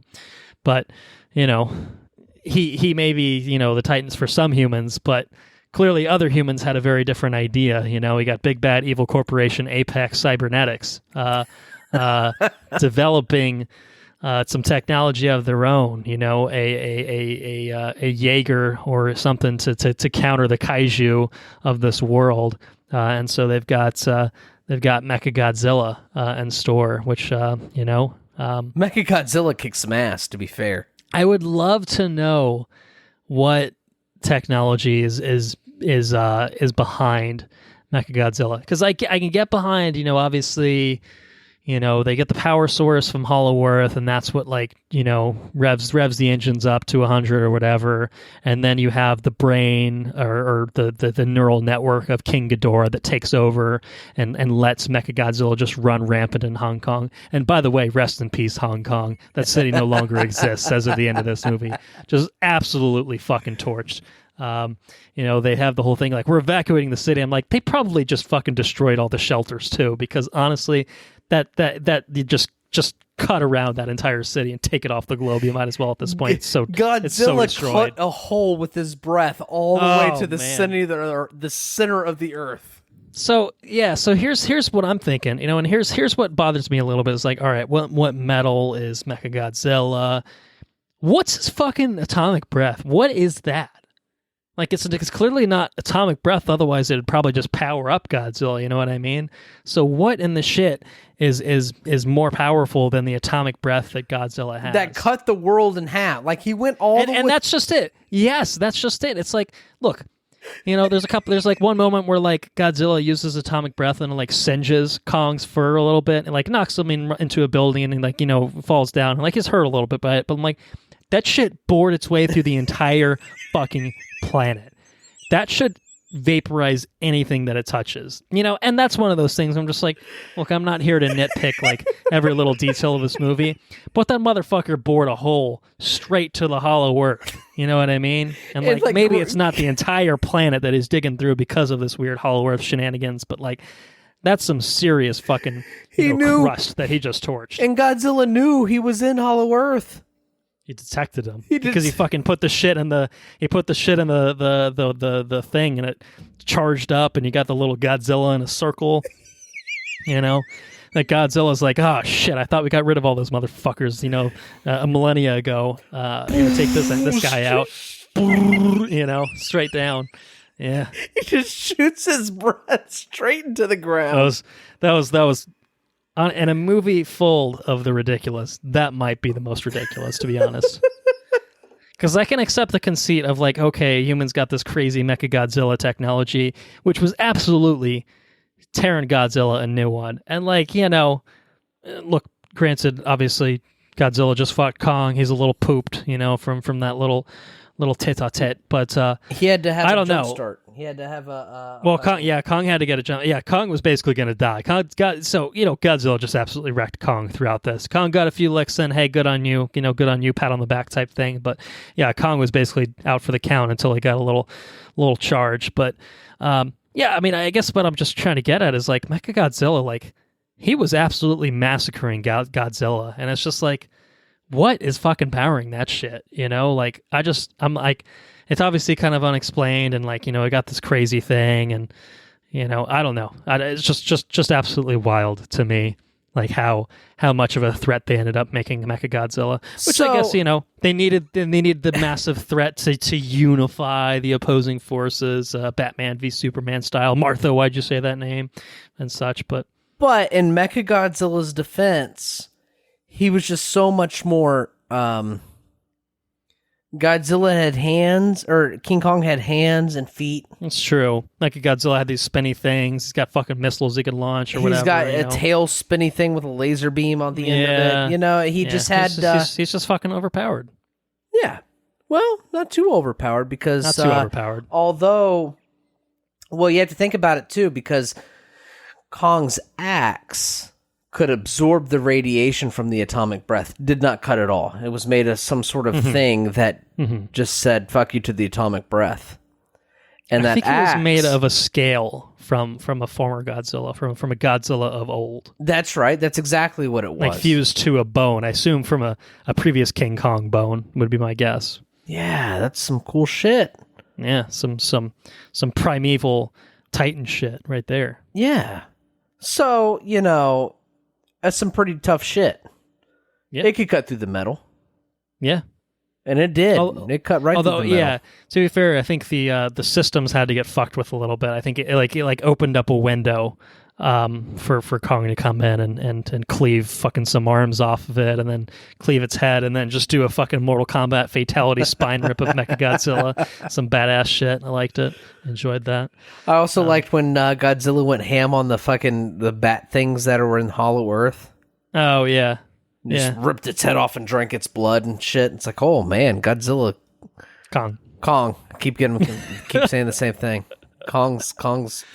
Yeah. The water scene was cool with the boats where he's hopping from boat to boat. You know, completely out of his element. You know, that was cool. Yeah. So let's talk about Hollow Earth. Let's get into it. This to me ties into the conversation I was having with myself, you know, in recommendation, talking about like you got super serious 2014 Godzilla, which is a very grounded, like military, you know, kind of movie, and then we got Hollow Earth, you know, and like they kind of like set it up in King of the Monsters, and it was kind of just like an aside of that, and this one is just full. Just like they just went full science fiction with this. Like I get it. Obviously, you're already somewhat there by virtue of giant monsters, you know, living and roaming in the earth, but this is definitely next level. You've got these fucking Avengers Quinjets that can travel from regular Earth to Hollow Earth through like these fucking pockets, and they come out, you know, through this like, you know, pop out on the other side, and there's weird gravity and shit. It's like, what are we doing here? And I didn't hate it. I mean, I'll say I didn't hate it because it's just almost so ridiculous, and it's just honestly like, hey, they went for it, man. They fucking went for it, didn't they? They went for it. I just don't know if it, you know. It is weird. It's weird. It's like almost like, is this a bridge too far? And it's like, for this movie, is there such a thing as a bridge too far? You know, but you know, on the same, you know, I guess you know, King Ghidorah from the last one was a fucking alien. You know, so like, shit, man, just do whatever at this point. Who really cares? That's like, true. if it. You know, and it made for a good set piece, a cool set piece, and a, you know, cool, interesting setting.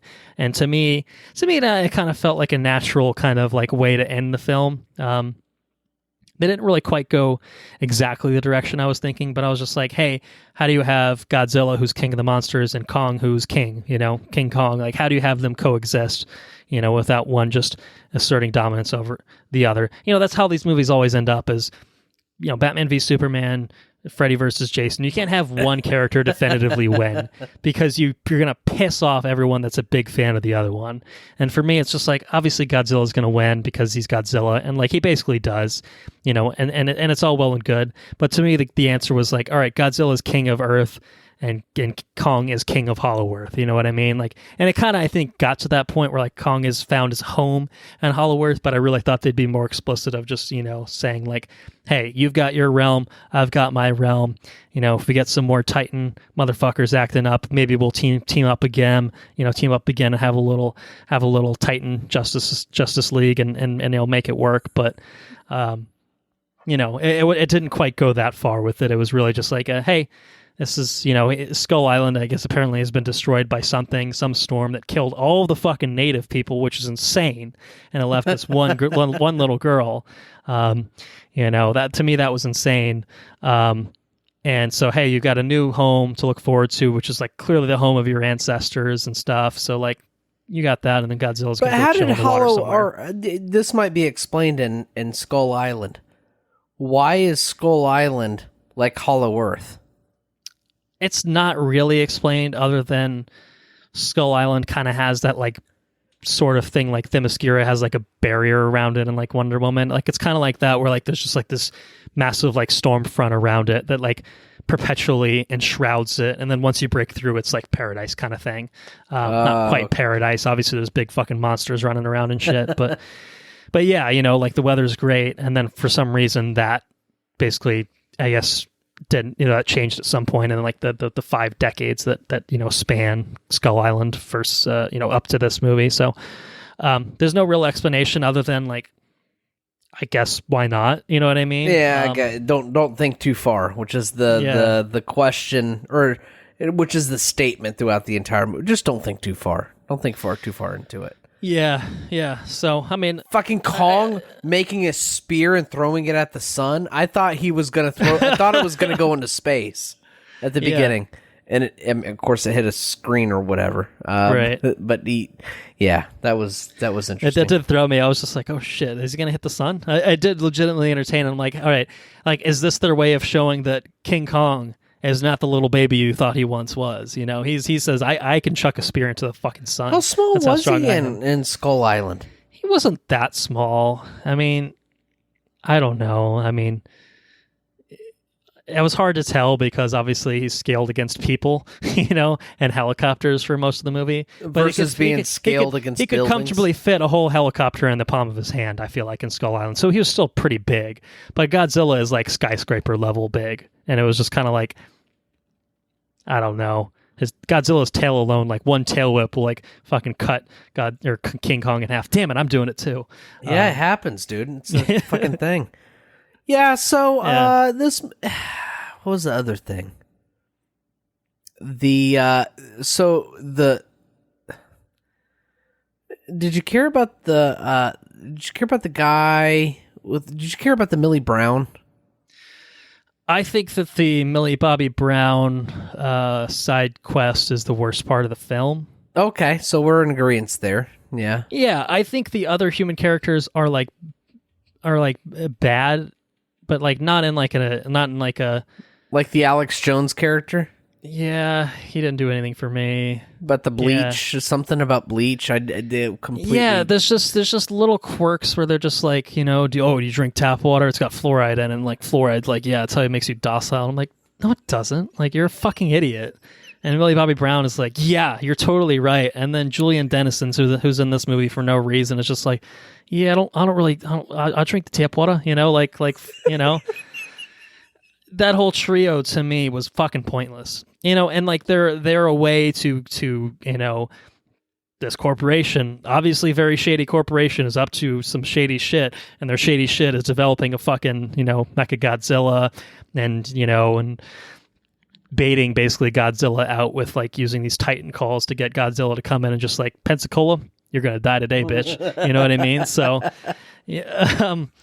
Yeah, I thought those three were the worst because they weren't funny. They took up way too much screen time, and ultimately their contributions were pointless because all we got from them is this corporation is doing bad things, which like anyone could have seen Demian Bashir's character as the CEO or whatever and like thought, that's a bad guy. You know what I mean? Like, you didn't need like these three people to like go out of their way to do that. And like, you know, you could have had the Mandalorian guy play that guy too. That would have been good. Yeah. He could have played the character from Wonder Woman. That would have been awesome. Life could be good, but it could be better with a giant titan named Mechagodzilla. Yeah. Yeah. It would have been good as if he's dancing while he's powering up Mechagodzilla with the new superpower, and then you get the scene of Mechagodzilla slowly creeping in the background as he's just dancing. Yeah, give me the power. I got the Hollow Earth power. Oh, you know, and then Mechagodzilla just comes in and fucking wrecks him. Would have been great. That's why we don't make movies. Yeah, no, those three are the worst. I thought the Skarsgård character was like nothing. I fully expected him to play a military guy before I walked into the movie, and then I'm like, oh, he's like a professor of Hollow Earth shit, and I'm like, okay, weird. This is the guy that casting, was but the Skarsgård was the character that was scared of Kong. Yeah. And then the other lady came in there and like said you're a bitch and yeah. Okay. Yeah. And that other lady was Rebecca Hall. I thought she was fine. Like, nothing to do. I think the kid was probably the best one in the whole movie. The kid was the best little one. kid. Yes, the deaf one. Yes. Yeah, Kaylee Hoddle. She was just, she had a connection to Kong, and, she was good. She was, like, legitimately good, and... the sound design was cool too with her. That's true. It cut out a few times to kind of, emphasize like, hey, she's a deaf character. And apparently the actress actually is deaf. Is she really? Too, which, is cool. And yeah, she was really good. But everyone else is like, here's the weird thing. Like, I mean, I don't know what the last time you watched any of the other two Godzilla ones were, but you remember, I'm sure, Ken Watanabe in those films and Let Them Fight. That was his thing. Yeah. God damn it. Apparently, the underling that was piloting Mechagodzilla was supposed to be his son, and it's like you would have no fucking clue from this movie. And it's like, and I think another thing, maybe it's a fun fact, I guess in a way. This film obviously was under 2 hours in its final runtime. It was clearly not designed to be, or they shot apparently a way more shit, and they just cut it down, to get it as tight as possible, which I think was probably fine. You know what I mean? You don't need a 2.5 hour version of this movie. I don't think it makes it better at all.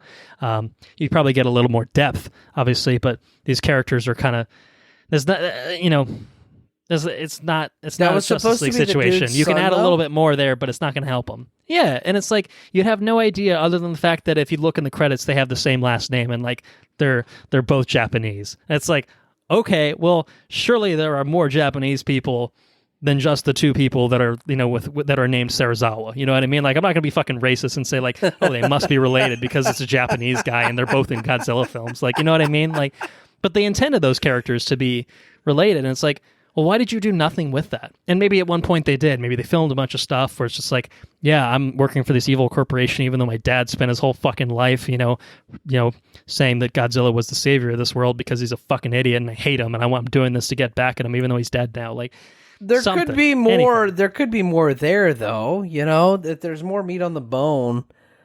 But at the end of the day, I can't blame them for cutting it because... I don't either. That's what I'm saying. Like, I don't think this is a Justice League situation. I don't think that you reinstate another hour of footage in this movie is like, oh my God, wow, why didn't they release this in the first place? Like, no, like, honestly, this is fine. There's not enough to any of these characters. There's too many of them, first of all. It's the Skull Island situation, again, to a lesser extent. But whatever. You know what I mean? Like, okay, you got Skarsgård. He's generic, handsome lead. Millie Bobby Brown, annoying kid. Rebecca Hall, dare. Brian Tyree Henry, annoying comedic relief. Shonoguri is evil Japanese guy. Itza Gonzalez is evil daughter of CEO. That's her whole character. Julian Dennison is annoying friend of kid. Kaylee Hoddle is only character we care about, and she's a kid who does not speak in this whole movie, other than through sign language. Lance Reddick is literally in this movie for fucking 15 seconds, and he speaks to Kyle Chandler, who's in this movie for about 2 minutes. And it's like, what? Who cares? Like, no, some of these characters were just clearly like had a lot more to do and had more stuff to chew on, and they just whittled that stuff down to make this kind of the bare essentials of what this movie could have been. But fine, I didn't need more of these characters. I did not need more. In fact, I could have used just a little bit less. You could cut that whole side plot of them venturing to Apex. Obviously, your boys would still be very much your own idea. So that would obviously be a good reason for doing that. But yeah, you just didn't need it. And they spent too much time with that. The other ones, I think they at least... He had something with it, like obviously the Hollow Earth stuff, like the expedition, like that at least made for like a decent enough set piece, even if it was like, all right, well, this is crazy or whatever, but walking around, like sneaking around like the lab and being like, oh yeah, there's a I don't know. Total snake scene. Or what's the sound effect they have from Metal Gear Solid? The exclamation point. Oh yeah. The exclamation point when you get discovered. Yeah. I don't know. Yeah, so, it is. It's fine. It is what it is. Just check it out the door. It's okay. That's it. Yeah, that's all I got on that. That was Godzilla I think that's versus all I Kong. got on that. Do you want more? That's my last question for you. You ready for more Titans to come in? Would you see more? Would you be up for more? Yeah, I mean, obviously, there's like fucking 30 Godzilla movies in existence, so they've got some more monsters they can pull out of the back catalog. But yeah, you're in for more King Kong. They still haven't done the bring King Kong to New York thing in this universe, so they can always do that sometime. Yeah, that would, you could make a heart-wrenching movie about that if you really wanted to, I think. But you would need a lot more dependence on characters, like human characters, and you would need a lot more development with Kong if you really wanted to make a heart-wrenched King Kong New York movie. Yeah. But I think you could do it. I think it's achievable. But yeah, just like for generic monster fighting movies, absolutely, I could take more. Okay. Yeah, me too. I would happily watch more. Embrace the spectacle, lean into it. Next one comes out, we can go see it in theaters. It'd be great. So anyway, Godzilla versus Kong. You heard it here first. Probably not, because it's been a couple weeks since you've seen it, but you heard it. You heard our thoughts here first, and you cannot dispute that unless you had a conversation with me in the past 2 weeks. Anyway, moving on. What have you been up to since we last recorded? Watching things, good stuff, anything like that? Yeah, so got in a car accident. We already talked about that. That was interesting. Mm-hmm. I've been watching American Idol, which is good. Been watching The Voice, which is also good. I like those kind of shows. I watched American Sniper for the first time a couple days ago. Okay. Yeah. It was okay. I'd say it was okay. I think the fact that it was grounded in reality was really interesting. I like God damn it, what's his name? Bradley Cooper. I like Bradley Cooper. Bradley Cooper's a pretty good actor. I think he's good. I don't know. It was a decent movie. It was okay. Yeah. Speaks a lot about like PTSD and stuff, which is fucking terrible. Side note, it just makes you question like what's it all for, really? Like you go do this and that. You can be a badass and you can be recognized for being a badass, but at the end of the day, what's it all for? And the detachment that he has from his family and stuff, and it's really sad because it's a thing that happens to a lot of people. It's a sad thing. War's a fucking sad thing. It'd be nice if we could fucking move past killing each other. That'd be pretty fucking cool. But yeah, so that's what spoke to me, and it makes me really. I will be watching Hurt Locker soon. Sarah's never seen it. That's a good one. And like I said, I think that really drives home PTSD and stuff like that. It's a sad thing. I almost watched Cherry as well. Right. Yeah, I kind of forgot that came out. Yeah, that came out. Apple TV. I really want to watch that one. I really also want to watch. Fuck.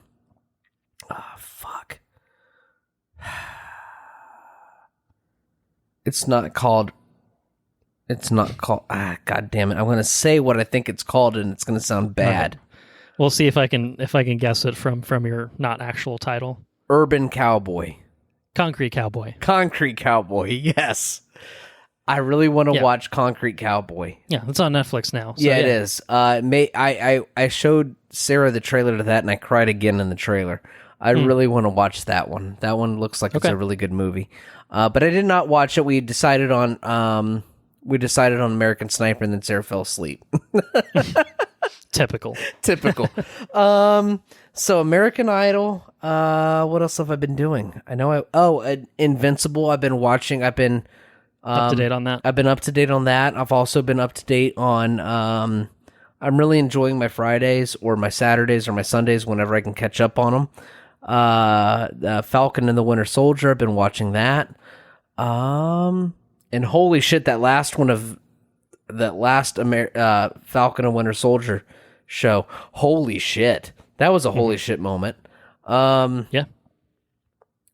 And I think that might be I think that might be it. I don't think I've been watching a whole lot, really.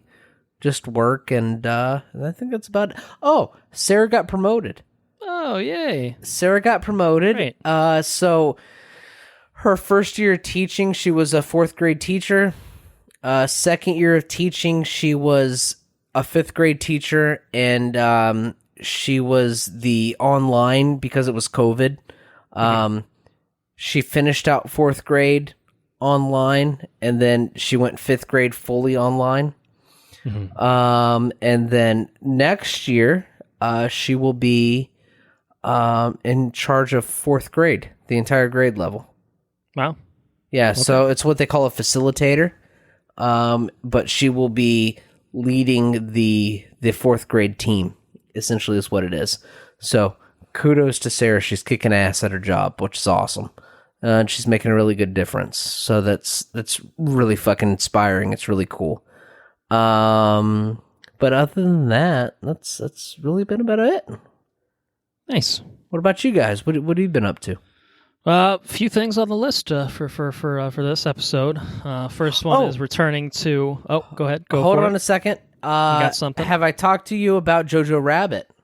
No, you texted me about it, but you have not said anything to the listeners about it. Okay, so I watched Jojo Rabbit. That movie made me. So we, I think on Monday, Sarah said, "Listen, I just want to sleep," and I said, "That's great. All right, you fucking do your sleep. thing. That's it. I can entertain myself." Yeah, so it was a good opportunity because she does not like Invincible because it's a superhero cartoon. She does not watch Falcon and Winter Soldier because it's a live action superhero show.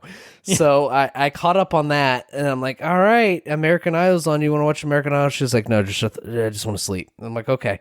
So I watched Jojo Rabbit, which I was going to watch on the airplane on the way back from Vegas, but it said like this, it had this whole disclaimer about how it's been modified from its original form. I said, fuck that, I'm out. I want to watch how it is.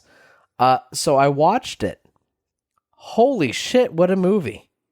Yeah. What a movie. It was fantastic. The way it was shot, the acting, the comedic relief, man, it made me cry. Which I think that's like a through point. Everything fucking makes me cry, but I think this was genuinely touching. That one particularly, I mean, it's very funny throughout, but there's one specific moment that is just a huge gut punch. Yeah, for sure.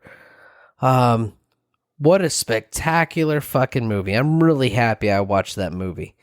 Yeah. And then after that, we watched American Sniper, and it just like, now I'm like in like war mode. Like I just want to watch like sad war movies.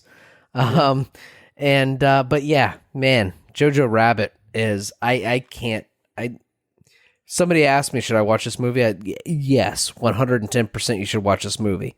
I wish I would have watched it when it came out, the year it would have came out, because it would have dictated my year-end reviews, I think, because it is spectacular. I really enjoyed that movie. I think it's excellent.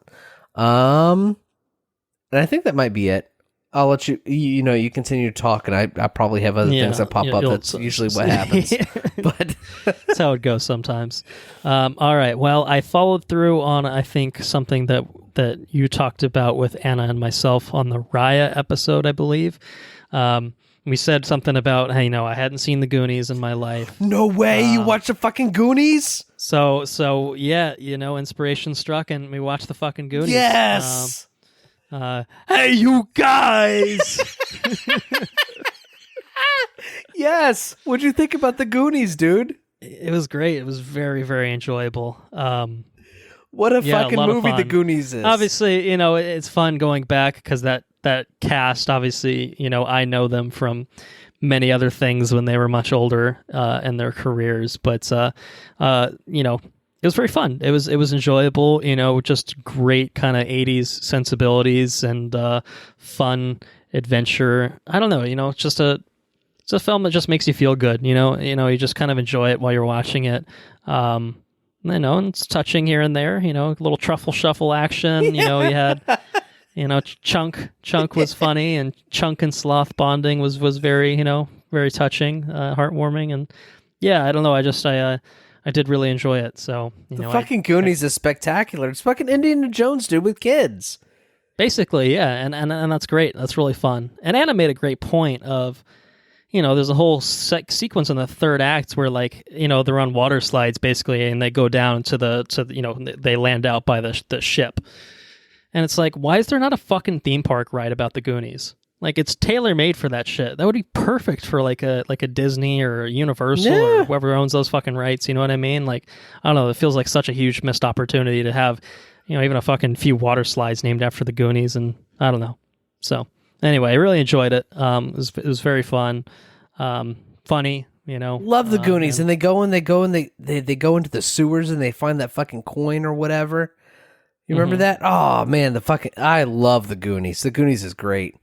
Yeah, so I really enjoyed it. I can't believe you've gone 30 years without watching the Goonies. I'm not that old, man. I'm fucking that old. I'm almost that old. I'm getting there. I'm pretty close. But yeah, I obviously had gone a long time, and so now I broke that, and I've seen it, and I enjoyed it, and I own the 4K of it, so it'll be in regular rotation probably from here on out if I had to guess. But beyond that, I also watched a movie that I had never seen before, which was a favorite of Anna's, and that is Down with Love, which is a 2003 film with Ewan McGregor and Renee Zellweger. I don't know if you've seen this one. No, will it make me cry? Probably make me cry. I don't know if it's it's more of a romantic comedy, I think. Basically, Ewan McGregor is like a Playboy writer for a men's magazine, and Renee Zellweger is like an author of a book that is, and it takes place in the 60s. She's an author of a book that's basically saying like, you can separate sex from love and marriage, and just women can have fun too, and they can be equal in the workplace and stuff like that. And obviously, those are radical ideas at the time that are unpopular with the men. And so it's kind of the development of their, I guess, relationship in a way, but it's through kind of interesting pretenses. Basically, she thinks he's a huge asshole, and he sets out to prove her wrong and make her look like an idiot. And so he kind of goes by a different name and pretends that he's like a NASA astronaut and tries to fool her. And it's got some twists and turns along the way, but it's very enjoyable. It's actually the period piece. Is part of it is done really well. It's directed by Peyton Reed, who also did Bring It On and has since done the Ant-Man movies, and a couple episodes for The Mandalorian most recently. And so, it's kind of closer to his earlier sensibilities in terms of what he's done in his films. But it's actually really well done, I think, for what it is. It's cleverly written. I think the way that the two interact is very well done. There's like one particular scene where like they're on the phone and they're like having like very suggestive conversation, like unintentionally so, and it kind of has like both of them on the screen at the same time, like in separate locations, and it kind of edits in a way with like a line drawing through it where like he's doing like push-ups or something like that, and she's like doing yoga on like the floor, and so it kind of has him doing push-ups on top of her doing yoga as they're having this conversation, and it's obviously it does that in a few different ways. It's just kind of creative and clever how it kind of accomplishes all of that. But yeah, I enjoyed it. I didn't really know what to expect walking in, other than to know that Anna liked it a lot. It's got a good soundtrack to it as well, but it was a lot of fun. I enjoyed it more than I think I expected to. But I walked in pretty blind, and I think that might have helped with that. Obviously, that's another one that I almost went 2 decades without seeing. But yeah, I recommend it. It's good. So that's what I've been doing on the film front. On the TV front, you guessed it. The West Wing is here, and I've finished another season of The West Wing. I am through 6 seasons of The West Wing, which means that I have just 1 season left of it. This season, fortunately, was a rebound in some ways from the previous season, which was the worst. Season 5 was absolutely the worst season of The West Wing. It was the first one with a new creator.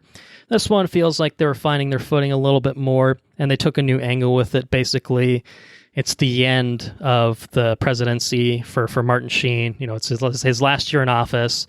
And so it kind of alternates between the last year of the White House and the presidential campaign ramping up, because he's served 8 years, so he can't run again. So they got new candidates on the Republican side, and they got new candidates on the Democratic side, and a lot of it's about how the Democratic primary shakes out, and then how the Republican primary shakes out. And they bring in a couple new cast members, like starring cast members. Jimmy Smits plays one of the Democratic presidential candidates, and he's great. And Alan Alda plays the Republican presidential candidate, and he's great. And they add kind of a new life to the show, I thought. It's still got its dumb moments, got its moments where it doesn't work as well as it did in its heyday, seasons 1 through 4. But on the whole, is Martin Sheen a Republican or a Democrat? He's a Democrat. Yeah. So, it's... West Wing is always about like looking at like the good side of politics and like the ideal way that things would play out, which obviously after the past 4+ years is just kind of like it's pure fiction at this point. It's fantasy at this point. But it occasionally dips into moments where it feels like, oh yeah, that's close to life in a certain way. And they have like a Bartlett, basically. This is, I guess, a mild spoiler, but like the Republicans get Congress, and then Bartlett, is still president at a certain point, and the Republican like Senate or majority House leader is just an obstructionist asshole who won't do anything with the president. His entire role is just to fuck with Democrats, and it's like, yeah, that's pretty accurate. You know what I mean? In real life. So the sort of things where it obviously hits close to home, and sometimes where it's just like, okay, we are in just pure fantasy land at this point, but yeah. So anyway, West Wing season 6 got one more season. I'm enjoying it. I've enjoyed the ride. It's been a pandemic show, and it's certainly helped keep me sane for the last year or so. And on the flip side of that is New Girl, which is another show that was a pandemic show, and I also finished the 6th season of that, which also leaves the 7th and final season of that one, which is only 8 episodes. So I've got my drama on one side again, and I've got my comedy on the other side. New Girl's good, and the 6th season was good. It was really enjoyable. It ended in a nice, touching way. I think it was designed to be a series finale, and then they got an additional 8 episodes to kind of tack on to it. So it ended in a really sweet way. And the cast just has great chemistry. Sitcoms kind of hit their stride at a certain point. And is that Zooey Deschanel? That's the Zooey Deschanel one. Yeah, Jake Johnson. You don't see Zoe in a lot. Which is unfortunate. I really enjoy. I like her. Yeah, well, if you like her, watch New Girl. Although she's arguably the most annoying character on it, but she has her moments. She has her moments for sure. But it's a show that's buoyed by its supporting cast overall. They're all really great fun. Megan Fox had a guest spot on it for seasons 5 and 6, and she was really, really great. So yeah. I enjoy New Girl. It's comfort food. You know what I mean? But it's fun, and I think that. It kind of dipped, I think, in the middle seasons a little bit, but it's kind of bounced back up from there. So yeah. Quick word also, up to date on Falcon and the Winter Soldier, not on Invincible, unfortunately.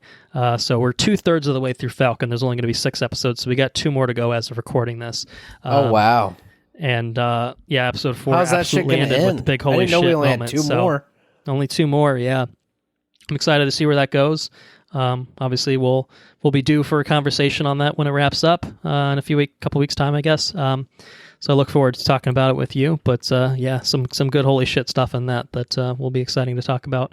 And last but not least, on the book front, I started Words of Radiance by Brandon Sanderson, the follow-up to The Way of Kings. I have not finished it. It's a big fucker. It's a big book. It's about the size of my law school books, for reference. Although it got a little bit smaller. The pages are a little bit smaller. But I'm through part 1 of it, which is about 160-ish pages, something like that. So I'm about 1/5 of the way through it. So I've only scratched the surface of the plot. picking up basically directly where the last one left off, and then setting up some new conflicts and new happenings to create some momentum for this one, and it's good, you know. So this is The Way of Kings was interesting because I was rereading it, so I think it was easy to kind of just flow through it, like having the familiarity. This one, obviously, the characters are familiar for the most part, but all the plot is all new, and like it's starting to open. You know, the world is opening up in certain ways in terms of like magic systems and stuff like that. And I'm just like, ooh, this is getting complex a little bit at times. So I found myself kind of like having to read through it slowly and kind of reread a couple bits just to kind of parse it all out. But I am enjoying it so far, and so my goal is to finish it before I take the bar exam in July. So we'll see if that pans out. But yeah, my throat is starting to dry out, which is probably a good sign that we should go ahead and wrap it up so we can get Andrew over to bed. Yeah, you ready to call it an episode? We can call it an episode, man. All right. Well, thank you all for listening. If you enjoyed what you heard, please spread the word. Patreon.com/watchreviewrepeat. If you want to support us on Patreon, that's where you need to go. It's $2 a month. That will get you early access to all of our regular episodes, as well as timed exclusive access to any of our bonus episodes that we work on, which, hey, maybe we'll have something in the future for you. I will say, to follow up on the Justice League episode, at the very end of the episode, I teased the fact that there was a goodie on the Patreon exclusive version, but I didn't reveal what it was, and so I'll explain what it was for the regular listeners so they're not completely out of the know. You may recall a moment at the end of that episode where Andrew asked for me to be his best man at his upcoming wedding, and you likely heard me say yes, emphatically. But what you didn't hear, if you were a regular listener of the episode, was Andrew asking that question and then everything immediately freezing on the Discord conversation that we were having, to the point where there was 2 minutes of just chaos where Andrew just looking at us with frozen screens, couldn't hear anything happening. We thought Andrew was frozen. I had already answered, and I was like, yes. I said yes just to clarify, I don't know, so anyway, it was very funny. So I'm just saying, $2 a month if you want to listen to that little nugget of goodness, then hey, it's worth it. It's worth your time, I tell you. And to offer another tantalizing detail, something happened on this episode, which will likely be somewhat contained on the Patreon episode. So I'll just spoil it. I got attacked by my window. So if you want to hear the story of me being attacked by my window, Patreon is the way to do it. So a lot of good shit happens on those Patreon episodes. You never know what you're going to get. I clean them up, a little bit for the regular listeners. But hey, I keep some of the fun stuff on the Patreon, for all the cool kids that want to hang out and get some exclusive access to our good stuff. So yeah, there you have it. Patreon.com/watchreviewrepeat. As far as our other stuff, our website is watchreviewrepeat.com. You can follow us on Twitter at WRRPod. You can like our Facebook page just by searching for Watch Review Repeat. If you have any questions, comments, or suggestions, feel free to send those our way to the watchreviewrepeat@gmail.com. Might be featured on a future edition of the Listener's Corner. Intro and outro track is Mechanolith by Kevin MacLeod, licensed under the Creative Commons by Attribution 3.0 license. Our next episode, unfortunately, Mortal Kombat moved back a week, so we kind of have a little blank space. But Nobody is coming to video on demand. That's the Bob Odenkirk, John Wick funny one, so we could do that. Concrete Cowboys. If I don't know if it's singular or plural. There's a horror movie that I saw on that keeps popping up on my Facebook feed, which looks pretty cool. Okay. I think it's called In the Earth or something like that. Do you know about that? Yeah, I'm not sure if it's anything we'd be able to stream, but maybe. So anyway, we got some talking to do on our end. We'll figure out what we got in store for you guys, and then we'll have another episode for you. So look forward to our next episode. Until then, take care now. Bye-bye then. Laters on the Menjay.